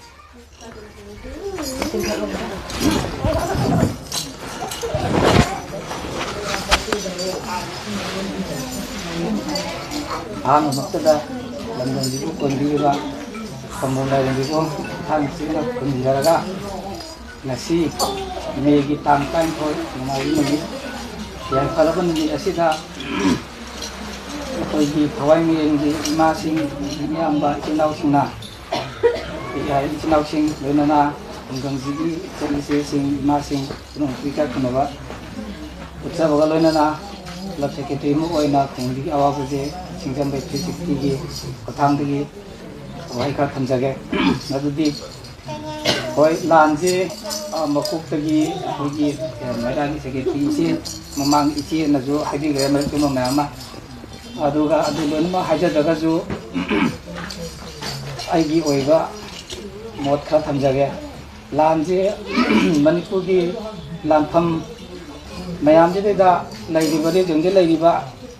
ꯑꯩꯈꯣꯏꯒꯤ ꯏꯆꯤꯟ ꯏꯅꯥꯎ ꯏꯃꯥ ꯏꯆꯥꯁꯤꯡꯁꯤꯅꯗꯤ ꯋꯥꯕꯁꯦ ꯔꯦꯖꯣꯟ ꯅꯠꯇꯕ ꯑꯇꯣꯞꯄ ꯃꯐꯝꯗ ꯂꯩꯕ ꯃꯤꯑꯣꯏꯁꯤꯡꯅꯗꯤ ꯈꯪꯕꯤꯗꯕꯗꯧꯅ ꯇꯧꯔꯦ ꯃꯃꯥꯡꯗꯗꯤ ꯍꯧꯖꯤꯛ ꯑꯩꯈꯣꯏꯒꯤ ꯃꯩꯔꯥꯒꯤ ꯁꯦꯀ꯭ꯔꯦꯇꯔꯤꯅꯦꯅ ꯍꯥꯏꯕꯤꯈꯤꯕꯗꯣ ꯑꯗꯨꯃꯛꯅꯤ ꯍꯥꯏꯗꯤ ꯂꯥꯟ ꯍꯧꯔꯛꯄꯗ ꯃꯇꯦꯡꯁꯦ ꯃꯥꯏꯀꯩꯗꯒꯤ ꯃꯌꯥꯝ ꯂꯥꯛꯑꯝꯃꯤ ꯈꯨꯟ ꯉꯥꯛꯄꯁꯤꯡꯒꯤꯕꯨ ꯑꯣꯏꯔꯣ ꯑꯗꯒꯤ ꯈꯨꯟꯖꯥꯁꯤꯡꯒꯤꯕꯨ ꯑꯣꯏꯔꯣ ꯍꯧꯖꯤꯛꯇꯤ ꯃꯁꯦ ꯀꯃꯥꯏꯅ ꯇꯧꯕꯅꯣ ꯈꯪꯗꯦ ꯂꯦꯞꯈꯤꯕꯗꯧꯅꯁꯨ ꯇꯧꯋꯤ ꯑꯗꯣ ꯃꯁꯦ ꯑꯩꯈꯣꯏꯒꯤ ꯋꯥꯈꯜꯗꯗꯤ ꯂꯥꯟꯁꯦ ꯂꯣꯏꯗ꯭ꯔꯤ ꯍꯥꯏꯅ ꯈꯜꯂꯦ ꯍꯥꯏꯕꯗꯤ ꯍꯣꯏ ꯅꯣꯡꯃꯩꯕꯨꯗꯤ ꯇꯣꯏꯅ ꯀꯥꯞꯇ꯭ꯔꯦ ꯑꯗꯨꯁꯨ ꯃꯔꯛ ꯃꯔꯛꯇ ꯑꯗꯨꯝ ꯀꯥꯞꯄꯛꯏ ꯑꯗꯨꯒ ꯉꯔꯥꯡ ꯅꯍꯥꯟꯗꯁꯨ ꯑꯩꯒꯤ ꯏꯁꯥꯃꯛꯀꯤ ꯁꯟꯅꯤ ꯊꯥꯗꯣꯛꯈꯤꯕꯅꯤ ꯑꯗꯨꯕꯨ ꯀꯨꯀꯤꯒꯤ ꯖꯒꯥꯗꯨ ꯅꯠꯇꯦ ꯑꯩꯈꯣꯏꯒꯤ ꯈꯨꯡꯒꯪꯒꯤ ꯁꯟꯖꯥꯕꯨꯡ ꯑꯃꯗ ꯁꯟꯁꯦ ꯆꯥꯔꯒ ꯂꯩꯕꯗ ꯅꯣꯡꯃꯩ ꯃꯈꯣꯟ ꯑꯅꯤꯔꯛ ꯇꯥꯈꯤꯕꯁꯦ ꯁꯟꯁꯤꯡꯁꯤ ꯆꯦꯜꯂꯛꯄ ꯃꯇꯝꯗ ꯁꯟꯁꯦ ꯋꯥꯠꯂꯒ ꯑꯩꯅ ꯑꯩꯈꯣꯏꯒꯤ ꯃꯔꯤ ꯂꯩꯅꯕ ꯑꯩꯈꯣꯏꯒꯤ ꯑꯦꯔꯤꯌꯥꯁꯤꯕꯨ ꯀꯣꯜꯂꯤꯕ ꯄꯨꯂꯤꯁ ꯁ꯭ꯇꯦꯁꯟꯗ ꯔꯤꯄꯣꯔꯠ ꯇꯧꯔꯦ ꯃꯣꯏꯅ ꯀꯦꯁ ꯑꯃ ꯄꯥꯏꯈꯠꯂꯒ ꯍꯧꯖꯤꯛ ꯂꯩꯔꯤ ꯁꯤꯃ ꯂꯩꯔꯦ ꯑꯗꯨꯏꯗꯨꯒ ꯍꯧꯖꯤꯛꯁꯦ ꯈꯨꯟ ꯉꯥꯛꯄꯁꯤꯡꯁꯦ ꯑꯩꯈꯣꯏꯁꯨ ꯔꯦꯖꯣꯟꯗ ꯂꯩꯕꯅꯤ나 ꯁꯨꯐꯝ ꯅꯣꯝꯐꯝ ꯈꯪꯗꯕ ꯍꯥꯏꯇꯥꯔꯦ ꯄꯨꯟꯁꯤꯁꯦ ꯇꯪꯗꯨ ꯂꯩꯇꯥꯗꯕꯅꯤꯅ ꯁꯨꯕ ꯅꯣꯝꯕꯁꯨ ꯈꯪꯗꯕꯅꯤꯅ ꯏꯃꯨꯡ ꯃꯅꯨꯡꯕꯨ ꯍꯣꯠꯅꯒꯗ꯭ꯔꯥ ꯑꯗꯒꯤ ꯐꯦꯃꯤꯂꯤ ꯄꯥꯟꯅꯕꯅꯤꯅ ꯂꯥꯏꯔꯤꯛ ꯂꯥꯏꯁꯨ ꯇꯝꯕ ꯍꯥꯏꯕ ꯑꯃ ꯂꯩ ꯏꯃꯨꯡ ꯄꯨꯕ ꯑꯃ ꯂꯩ ꯃꯁꯤ ꯃꯌꯥꯝꯁꯤꯕꯨ ꯍꯣꯠꯅꯒꯗ꯭ꯔꯥ ꯑꯗꯒꯤ ꯈꯨꯟ ꯉꯥꯛꯄ ꯄꯤꯔꯤꯕ ꯁ꯭ꯇꯦꯠ ꯐꯣꯔꯁꯄꯨ ꯑꯣꯏꯁꯅꯨ ꯈꯨꯟ ꯉꯥꯛꯄ ꯑꯣꯏꯁꯅꯨ ꯃꯣꯏꯒꯤ ꯃꯌꯥꯝꯁꯤꯕꯨ ꯑꯋꯥꯠꯄꯕꯨ ꯃꯦꯟꯅꯕꯕꯨ ꯍꯣꯠꯅꯒꯗ꯭ꯔꯥ ꯑꯩꯈꯣꯏꯗꯗꯤ ꯌꯥꯝ ꯋꯥꯕ ꯑꯣꯏꯕ ꯍꯥꯏꯗꯤ ꯈꯨꯡꯒꯪꯁꯦ ꯄꯩꯁꯥ ꯄꯥꯏꯕꯁꯨ ꯂꯩꯇꯕ ꯂꯥꯏꯔꯕꯅ ꯆꯥꯝꯃꯗ 90%ꯗꯤ ꯆꯥꯝꯃꯗ ꯑꯗꯨꯝ ꯆꯥꯝꯃ ꯍꯦꯛꯇꯨꯃꯛꯅꯦꯅ ꯍꯥꯏꯕ ꯌꯥꯏ ꯑꯗꯨꯏꯗꯨꯅ ꯃꯌꯥꯝꯁꯤꯕꯨ ꯄꯦꯜꯍꯟꯒꯗ꯭ꯔꯥ ꯑꯗꯒꯤ ꯑꯩꯈꯣꯏꯕꯨ ꯍꯣꯠꯅꯒꯗ꯭ꯔꯥꯀꯣ ꯑꯩꯈꯣꯏꯗ ꯌꯥꯝ ꯋꯥꯕ ꯍꯥꯏꯇꯥꯔꯦ ꯄ꯭ꯔꯖꯥ ꯑꯩꯈꯣꯏꯗ ꯑꯗꯨꯏꯗꯨꯅ ꯃꯃꯥꯡꯗ ꯑꯩꯈꯣꯏꯒꯤ ꯇꯣꯉꯥꯟ ꯇꯣꯉꯥꯟꯕ ꯂꯩꯀꯥꯏꯗꯒꯤ ꯏꯆꯤꯜ ꯏꯅꯥꯎꯁꯤꯡ ꯑꯗꯒꯤ ꯂꯩꯁꯥꯕꯤ ꯃꯆꯥ ꯑꯗꯒꯤ NGO ꯃꯌꯥꯝ ꯂꯥꯛꯑꯒ ꯃꯇꯦꯡꯗꯤ ꯇꯧꯕꯤꯔꯝꯃꯤ ꯑꯗꯨꯕꯨ ꯊꯥ ꯑꯃꯅꯤꯁꯤꯗꯗꯤ ꯀꯔꯝꯕ ꯀꯩꯅꯣ ꯇꯧꯕꯒꯤꯅꯣ ꯈꯪꯗꯦ ꯃꯁꯤ ꯂꯦꯞꯈꯤꯕꯗꯧꯅ ꯇꯧꯋꯦ ꯑꯗꯣ ꯍꯧꯖꯤꯛꯁꯨ ꯑꯩꯈꯣꯏꯗꯤ ꯀꯩꯊꯦꯜꯁꯦ ꯆꯞ ꯆꯥꯅ ꯑꯗꯨꯝ ꯐꯪꯉꯦꯅ ꯈꯟꯖꯩ ꯑꯩꯈꯣꯏ ꯑꯗꯨꯝ ꯍꯥꯏꯖꯒꯦ ꯔꯦꯖꯣꯟꯗ ꯂꯩꯔꯤꯕ ꯑꯩꯈꯣꯏꯗꯤ ꯑꯗꯨꯅ ꯑꯩꯈꯣꯏ ꯃꯌꯥꯝꯅ ꯑꯗꯨꯝ ꯅꯨꯡꯁꯤꯕꯗꯨꯅ ꯃꯔꯤ ꯂꯩꯅꯕꯁꯤꯡꯅ ꯍꯥꯏꯕ ꯇꯥꯔꯦ ꯃꯈꯥ ꯇꯥꯕꯁꯤ ꯃꯤ ꯈꯔ ꯌꯦꯡꯕꯗꯨꯗꯪ ꯍꯧꯔꯒ ꯂꯣꯏꯁꯤꯜꯂꯁꯦ ꯃꯐꯝ ꯑꯣꯏꯕꯗꯤ ꯋꯥꯔꯦ ꯍꯥꯏꯕ ꯉꯝꯗ꯭ꯔꯒꯁꯨ ꯑꯩꯈꯣꯏꯅ ꯑꯗꯨꯝ ꯈꯪꯉꯦꯕ ꯄ꯭ꯔꯖꯥ ꯑꯃ ꯑꯣꯏꯅ ꯃꯣꯏꯒꯤ ꯑꯋꯥꯠꯄꯁꯦ ꯑꯗꯨꯗꯨꯅ ꯃꯣꯏꯅ ꯃꯇꯦꯡ ꯃꯥꯡꯅ ꯍꯥꯏꯕ ꯉꯝꯗ꯭ꯔꯒꯁꯨ ꯃꯣꯏꯁꯨ ꯏꯃꯥ ꯂꯩꯕꯥꯛꯀꯤꯗꯃꯛꯇ ꯀꯟꯕ ꯂꯥꯛꯏꯕꯅꯤꯅ ꯑꯅꯤꯅꯦ ꯑꯩꯗꯤ ꯏꯕꯥꯅꯤꯒꯤ ꯑꯩꯈꯣꯏꯒꯤ ꯃꯅꯤꯄꯨꯔꯒꯤ ꯑꯆꯧꯕ ꯑꯆꯧꯁꯥꯡ ꯑꯗꯒꯤ ꯄꯩꯁꯥ ꯄꯥꯏꯔꯕ ꯃꯌꯥꯝ ꯑꯃ ꯍꯥꯏꯇꯥꯔꯦꯀꯣ ꯃꯣꯏꯁꯤꯡꯁꯤꯅ ꯈꯤꯇꯪ ꯃꯤꯠꯌꯦꯡ ꯁꯤꯒꯨꯝꯕꯗꯤ ꯑꯗꯨꯝ ꯑꯩꯈꯣꯏ ꯁꯤ ꯈꯛꯇ ꯅꯠꯇꯅ ꯑꯇꯣꯞꯄ ꯃꯅꯤꯄꯨꯔꯒꯤ ꯔꯦꯖꯣꯟꯗ ꯑꯩꯈꯣꯏꯒꯤ ꯑꯦꯔꯤꯌꯥꯗꯨꯗ ꯂꯩꯔꯤꯕ ꯃꯤꯁꯦ ꯑꯩꯈꯣꯏ ꯁꯨꯃꯥꯏꯅ ꯂꯣꯏ ꯋꯥꯔꯝꯒꯅꯤꯅ ꯈꯜꯂꯤ ꯑꯩꯈꯣꯏꯒꯤꯗꯤ ꯃꯩꯃꯛ ꯆꯥꯛꯈꯤꯗ꯭ꯔꯒꯁꯨ ꯌꯨꯝ ꯃꯩ ꯆꯥꯛꯈꯤꯗ꯭ꯔꯒꯁꯨ ꯑꯩꯈꯣꯏꯁꯨ ꯃꯣꯏꯅ ꯐꯪꯉꯤꯕ ꯆꯩꯅꯥꯗꯣ ꯑꯗꯨꯗꯒꯤ ꯇꯥꯗꯅ ꯑꯗꯨꯝ ꯐꯪꯉꯤ ꯃꯣꯏꯗꯤ ꯑꯃꯔꯣꯝꯗ ꯔꯤꯂꯤꯐ ꯀꯦꯝꯗ ꯂꯩꯗꯅ ꯈꯣꯠꯇꯅ ꯍꯣꯏ ꯑꯗꯨꯝ ꯂꯥꯟꯖꯜꯂꯒꯁꯨ ꯈꯔ ꯁꯥꯐꯔꯝꯒꯅꯤꯅ ꯈꯜꯂꯤ ꯑꯩꯈꯣꯏꯗꯤ ꯃꯩ ꯆꯥꯛꯈꯤꯗ꯭ꯔꯒꯁꯨ ꯋꯥꯕ ꯈꯨꯡꯒꯪ ꯑꯣꯏꯕꯅꯤ ꯁꯨꯐꯝ ꯅꯣꯝꯐꯝ ꯈꯪꯗꯕ ꯍꯥꯏꯇꯥꯔꯦ ꯊꯕꯛ ꯑꯃ ꯆꯠꯐꯝ ꯂꯩꯇꯕ ꯑꯩꯈꯣꯏꯒꯤ ꯑꯗꯒꯤ ꯍꯜꯂꯛꯑꯒꯁꯨ ꯇꯪꯗꯨ ꯂꯩꯇꯥꯗꯕ ꯍꯥꯏꯇꯥꯔꯦ ꯑꯗꯨꯕꯨ ꯑꯗꯨꯃꯥꯏꯅ ꯂꯩꯔꯝꯕꯗꯣ ꯍꯧꯖꯤꯛꯇꯤ ꯑꯩꯈꯣꯏ ꯁ꯭ꯇꯦꯠ ꯐꯣꯔꯁꯁꯨ ꯑꯩꯈꯣꯏꯒꯤ ꯂꯩꯔꯥꯛꯒꯤ ꯁꯦꯀ꯭ꯔꯦꯇꯔꯤꯅ ꯍꯥꯏꯕꯤꯈꯤꯕ ꯑꯗꯨꯃꯥꯏꯅ ꯂꯥꯟꯒꯤ ꯅꯣꯡꯉꯥꯜꯂꯒ ꯑꯗꯨꯝ ꯊꯥꯕꯤꯔꯛꯑꯦ ꯑꯗꯒꯤ ꯈꯨꯟ ꯉꯥꯛꯄꯁꯤꯡꯁꯨ ꯃꯇꯝ ꯃꯇꯝꯒꯤ ꯑꯗꯨꯝ ꯂꯥꯛꯏ ꯂꯥꯛꯄꯁꯤꯡꯁꯤꯅ ꯑꯗꯨꯝ ꯍꯧꯖꯤꯛ ꯑꯗꯨꯝ ꯐꯖꯅ ꯉꯥꯛꯄꯤꯔꯤ ꯑꯗꯣ ꯉꯥꯛꯄꯤꯕꯁꯤꯗꯩꯗ ꯃꯌꯥꯝ ꯏꯃꯨꯡ ꯑꯃ ꯄꯥꯟꯕꯐꯥꯎꯇ ꯀꯗꯥꯏꯅꯣ ꯍꯥꯏꯕ ꯃꯇꯝꯁꯤꯗꯩꯗ ꯃꯣꯏ ꯃꯌꯥꯝꯁꯤꯒꯤ ꯑꯋꯥꯠ ꯑꯄꯥ ꯃꯌꯥꯝꯁꯤꯁꯨ ꯑꯔꯥꯏꯕ ꯅꯠꯇꯦ ꯑꯗꯨꯏꯗꯨꯅ ꯃꯣꯏꯁꯤꯡꯁꯤꯒꯤ ꯈꯟꯕꯤꯔꯒ ꯍꯥꯏꯇꯥꯔꯦꯀꯣ ꯑꯩꯈꯣꯏꯒꯤ ꯈꯤꯇꯪ ꯅꯠꯇꯅ ꯑꯇꯣꯞꯄ ꯔꯦꯖꯣꯟꯗ ꯂꯩꯔꯤꯕ ꯈꯨꯟ ꯉꯥꯛꯄꯁꯤꯡꯁꯦ ꯈꯤꯇꯪ ꯆꯠꯄꯤꯔꯝꯒꯅꯤ ꯄꯥꯡꯕꯤꯔꯝꯒꯅꯤ ꯑꯗꯨꯕꯨ ꯍꯟꯗꯛꯇꯤ ꯑꯩꯅ ꯎꯖꯕꯗ ꯄ꯭ꯔꯖꯥ ꯃꯣꯏꯅ ꯎꯖꯕꯗ ꯁꯤꯒꯨꯝꯕꯁꯤ ꯈꯔ ꯂꯦꯞꯈꯤꯕꯗꯧ ꯇꯧꯏ ꯃꯁꯤ ꯈꯤꯇꯪ ꯃꯌꯥꯝꯅ ꯃꯤꯠꯌꯦꯡ ꯆꯪꯕꯤꯌꯨ ꯍꯥꯏꯅ ꯑꯩ ꯍꯥꯏꯖꯅꯤꯡꯉꯤ ꯑꯗꯨꯒ ꯁꯨꯃꯥꯏꯅ ꯋꯥꯔꯕ ꯇꯥꯟꯖꯥꯁꯤꯗ ꯑꯩꯈꯣꯏꯒꯤ ꯊꯋꯥꯏꯒꯤ ꯏꯃꯥꯁꯤꯡ ꯑꯗꯒꯤ ꯏꯌꯥꯝꯕꯁꯤꯡ ꯃꯃꯥꯡꯗꯁꯨ ꯂꯥꯛꯑꯝꯃꯤ ꯑꯗꯨꯒ ꯑꯇꯣꯞꯄꯁꯤꯡꯁꯨ ꯂꯥꯛꯑꯝꯃꯤ ꯂꯥꯛꯄꯕꯨꯗꯤ ꯑꯗꯨꯒ ꯍꯧꯖꯤꯛ ꯋꯥꯔꯕ ꯇꯥꯟꯖꯥꯁꯤꯗ ꯍꯥꯏꯇꯥꯔꯦ ꯃꯇꯝ ꯁꯥꯡꯅ ꯒꯦꯞ ꯂꯩꯔꯕ ꯃꯇꯨꯡꯁꯤꯗ ꯊꯋꯥꯏ ꯃꯤꯔꯦꯟꯒꯤ ꯏꯃꯥꯁꯤꯡ ꯑꯗꯒꯤ ꯏꯌꯥꯝꯕꯁꯤꯡꯅ ꯂꯥꯛꯄꯤꯗꯨꯅ ꯑꯩꯈꯣꯏꯒꯤ ꯋꯥꯔꯕ ꯄ꯭ꯔꯖꯥꯁꯤꯡꯁꯦ ꯁꯤꯒꯤꯗꯃꯛꯇ ꯑꯉꯝꯕ ꯈꯤꯇꯪꯗꯁꯨ ꯃꯇꯦꯡ ꯄꯥꯡꯕꯤꯔꯕꯁꯦ ꯄ꯭ꯔꯖꯥ ꯑꯩꯈꯣꯏꯒꯤꯗꯤ ꯌꯥꯝꯅ ꯆꯥꯎꯕ ꯃꯇꯦꯡꯅꯦꯅ ꯑꯩꯈꯣꯏꯗꯤ ꯂꯧꯖꯩ ꯑꯗꯨꯛꯀꯤ ꯃꯇꯤꯛ ꯆꯥꯎꯕ ꯃꯇꯦꯡ ꯂꯧꯖꯩ ꯑꯩꯈꯣꯏꯁꯦ ꯑꯩꯁꯦ ꯀ꯭ꯂꯕ ꯁꯦꯀ꯭ꯔꯦꯇꯔꯤ ꯑꯃ ꯑꯣꯏꯅ इखुत्ता खुलाई पाइरगा लान थेंनगिबा आइगि मिसक अमने अदुगा लैरिबा हाइबदि इसिनाउ लेकाइ जिंजिको मतमदुदा अखोइ खुत्ता खुलाई अमता लैबना ते थांजौ फजबा लैते अमरोमदा अदुगेमदि वाना थेंनजगी अदुबु लैबु फबना मी मैदि चाहु चाकते चाकिदि हाइबा तारे अदवाइना वाना लेलकपजेन हुजि चाही अमा हेंजले हेंजलकपिदैदा अखोइना प्रजा अमा होइना अखोइना पामजबजे शान्तिदि दुम पामगा लाए अदुम अदुबु ngasi शान्तिदि पुरकपजे ममीजी उदे अदुबु मरि लेनबजिना शान्ति पुरकनबजु वारबा प्रजा मयामजी खनबिरगा शान्ति पुरकनबा अथुबदा शान्ति पुरकपजु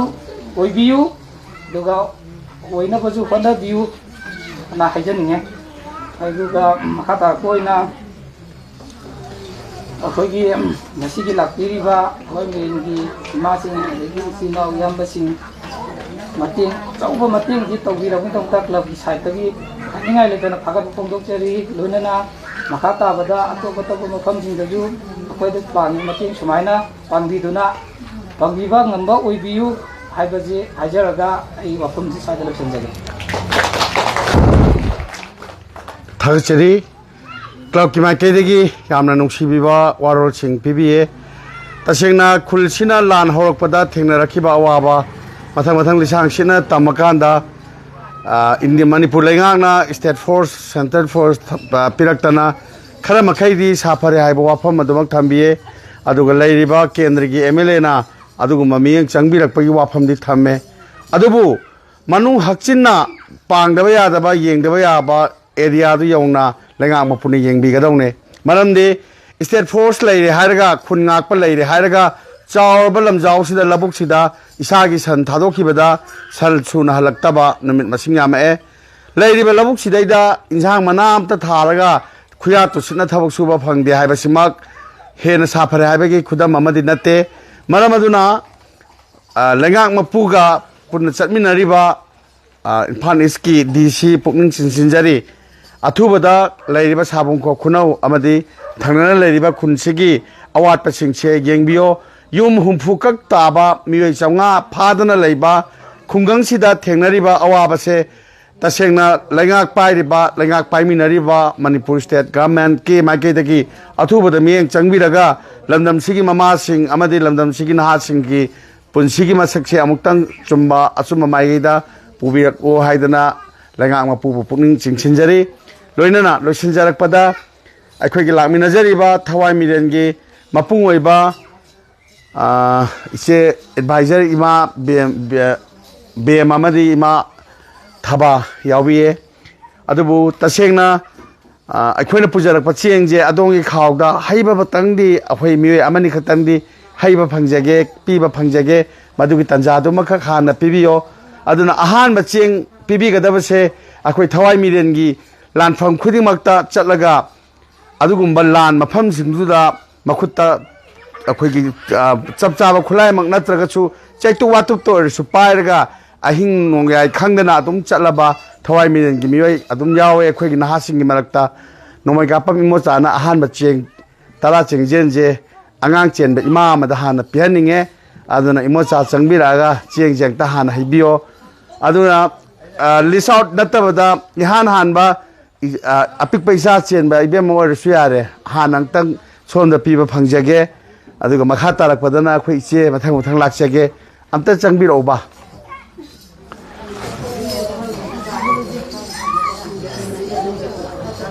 अदुगा अखोइगी ओजा प्रोजेक्ट क्रम लैग्रगेबा ओ चुमी चुमी खांगे लाक्पिरो याम नुक्सिये सिगी नुंगाइबा नुक्सिबा मचसे इतैम बेमा अमता यावसनबियो अदुगा सिगी याम नुक्सिको अदुगा नंगी आंगांगजे लोइना चंगमिनो चथोइबिया चंगो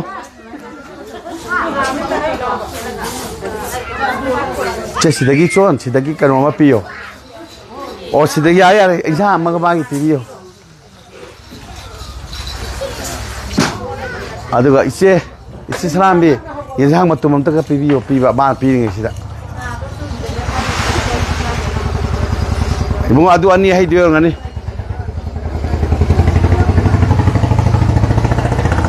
adagi nang sidagi kobi matum 이봉아 마이리엔가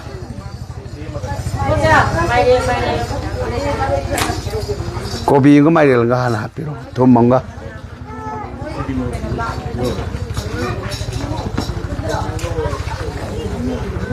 돈 뭔가 저기 마탕다 이사 아픽 빠치엔마 이마마 묵 툭비로 이시 타바부터 상비라가 비비우바 아코이 메아기 이세제 마콘 수하이 하오에 나시디 와강한데레 이세세 상비로 이세 낭타 비비요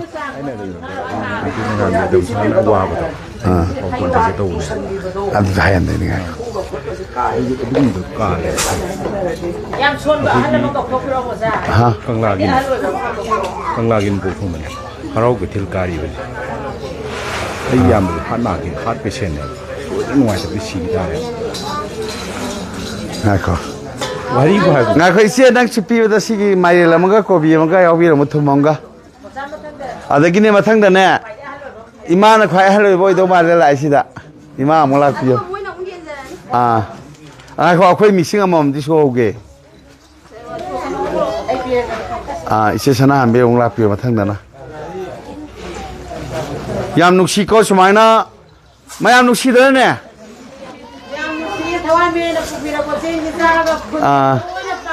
La, isi sana ambil nama happy ro.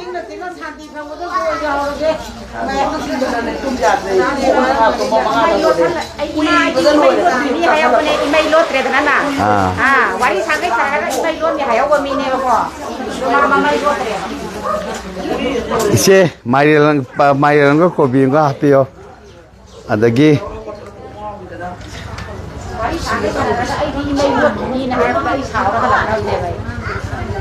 lakpiro adagi mathangda angang chen ma ima ma gong thokpiro api paisa chen ba mawa mai thokpiro ne nasagi kenogi ima to Trong thengi lagi dapat juga ima tu kerai no.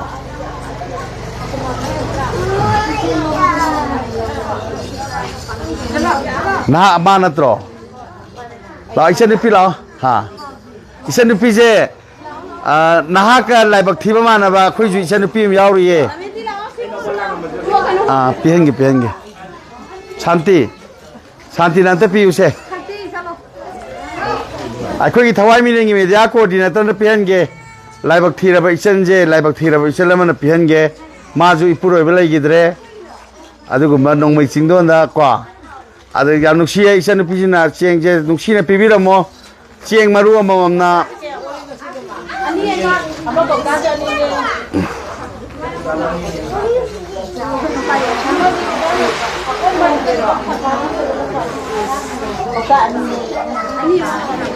TV menang baru itu tu no. Baru dia. Baru dia. Ayah kau besar. Ada mana aku? Tapi baru itu.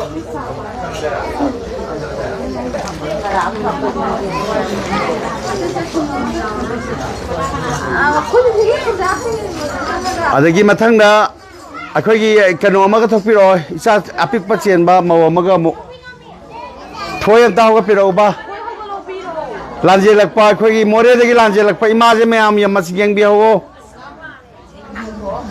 laibak thiba degi thiba moju thiri ni ko maya masagi yumpham leitraba kuki narco terrorist na tumna mai thabi ho ba matungda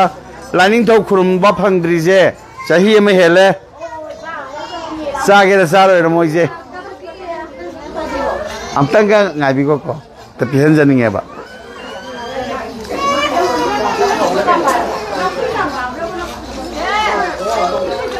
akhoi thoi ba krom lai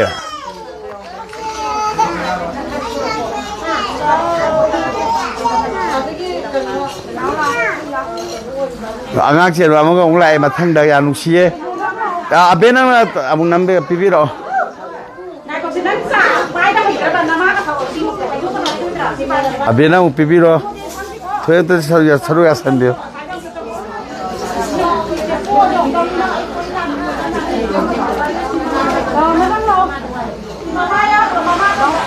마밍도 가리바. 마탕제 아이khoi 랑민다자바 빌리지 volunteer 하이다 랑님 만낭 따피비요.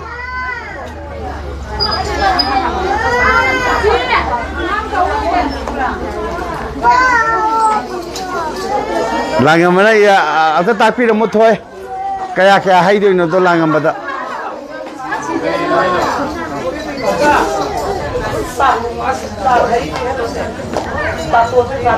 아, 강이.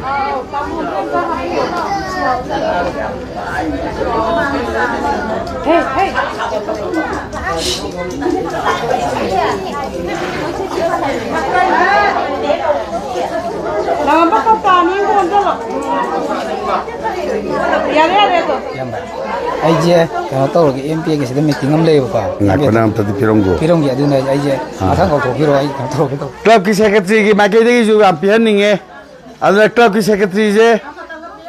अमतंग PP रमो इसा अपिक पचेन बस सिंह जहां सुन लोइनिंग तो बनी को मैं आमना वारों भी कनो अखोई लोयर जो तुम पूरा पुते हरमीना से पीपी रो club secretary Buat tu loh. हाँ लांग बत थैंक यू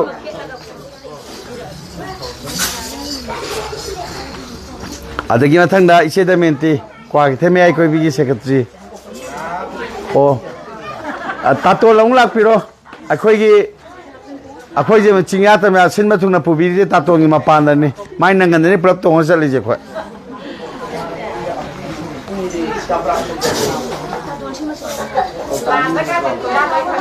अमगा उंग लापिरो इमा की हैराबरा अब सी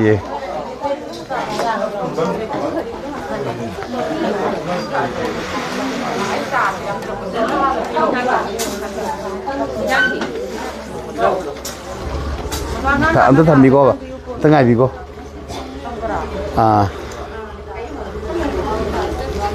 मथंगदा इसेदमेंती थम्बिरमो अमतंग पिबिरो याये थोइना छुम याउबीबसे याम नुसिये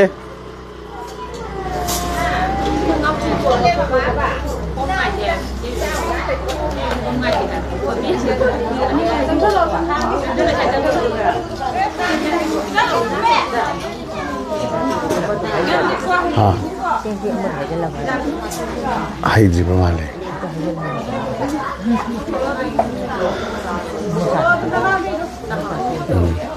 इमोचा आइना हंगे तैसे चेंग कैलकुलेशन जे चेंग दे टॉम दे कैलकुलेशन होलगा पीबनेबा अदुना बेक की ट्राइन थेनेबा थाई थादई जे ट्रामी थादा करो ट्रामी थादा नते ट्राइन थेने Nagi ngay hay bật nè trong tôi cần học cái này là mình về anh xin tôi để là ông cái này tara tôi नते से थादई जो बड़ा मशीन थी वो फोन को pony यावरी बड़ा हंग बने हंग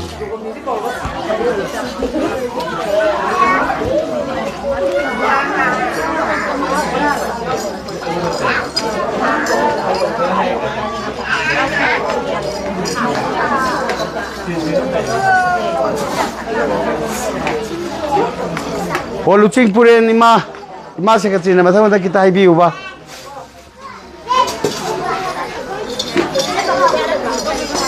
अदगिने खरा अहल ओइबसिंग दो अदुम अमुक चंगबिरो थोइदोना सिंगै हाइबा मा लैरगुमजे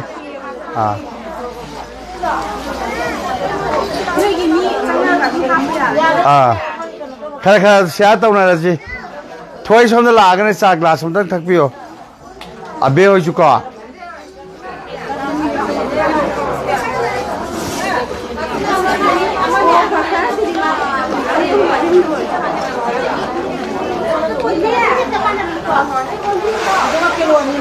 अदुगा आइजे इसे थबा वहाय अमतदि हायनिंगबा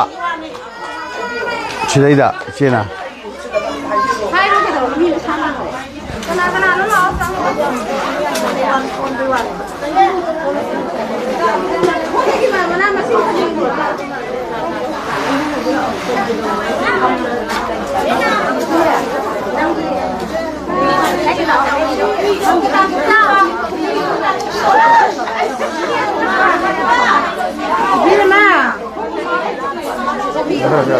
아, 응, 답이거든.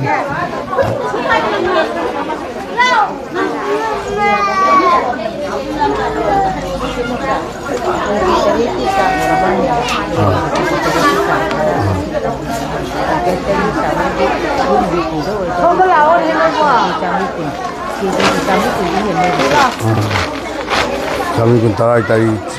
Sangwaga.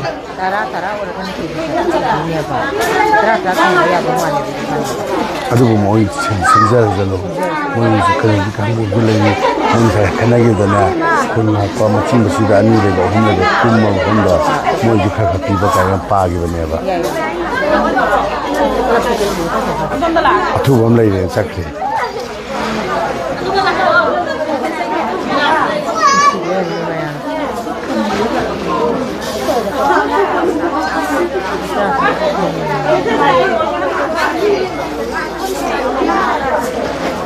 Tapi imbasing kalau kau ada mulahan nengge. Hai na je ho api na je ba.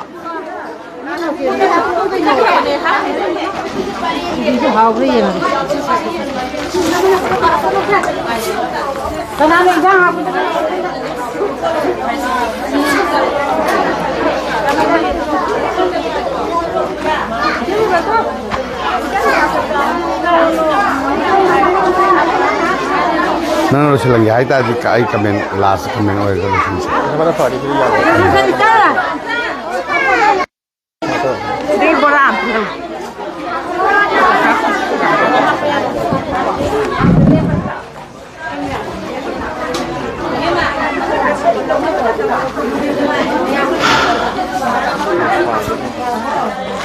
Ya ba.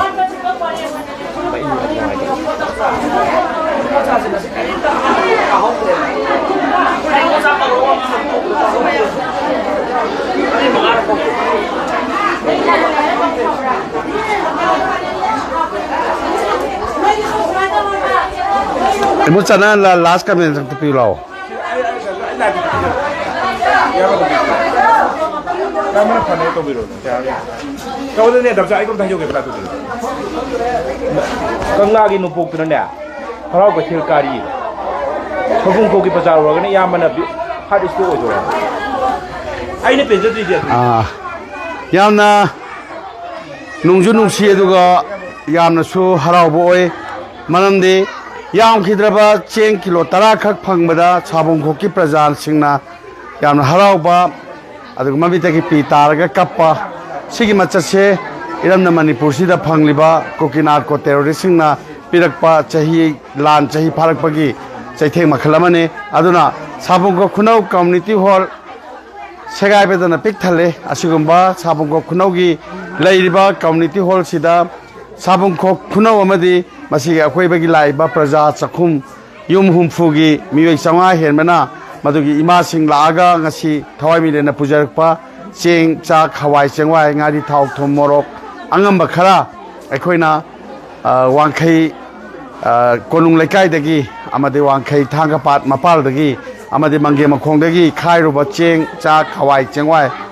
mana masing sina ngasi mana mafam sida mai pakna thin mangam jabani adugo loina yelang lekai masang da phami ba namul mapal gi ima singna yon mana masing sing je hapi rakanda mathelamoina ngasi khongcha sima phangmangam jabani asumna chani ga taraga marirak suba tengmang khongcha chi ngasi go inade sabung ko khunok sida chengge liba injangge liba gi masa siga loinana akhoi makhata ma mafam khara mu chadana bagi tanja se logjage loinana makhata rakpa ta chamaga chani ga taraga mangarak suba khongcha chi hayeng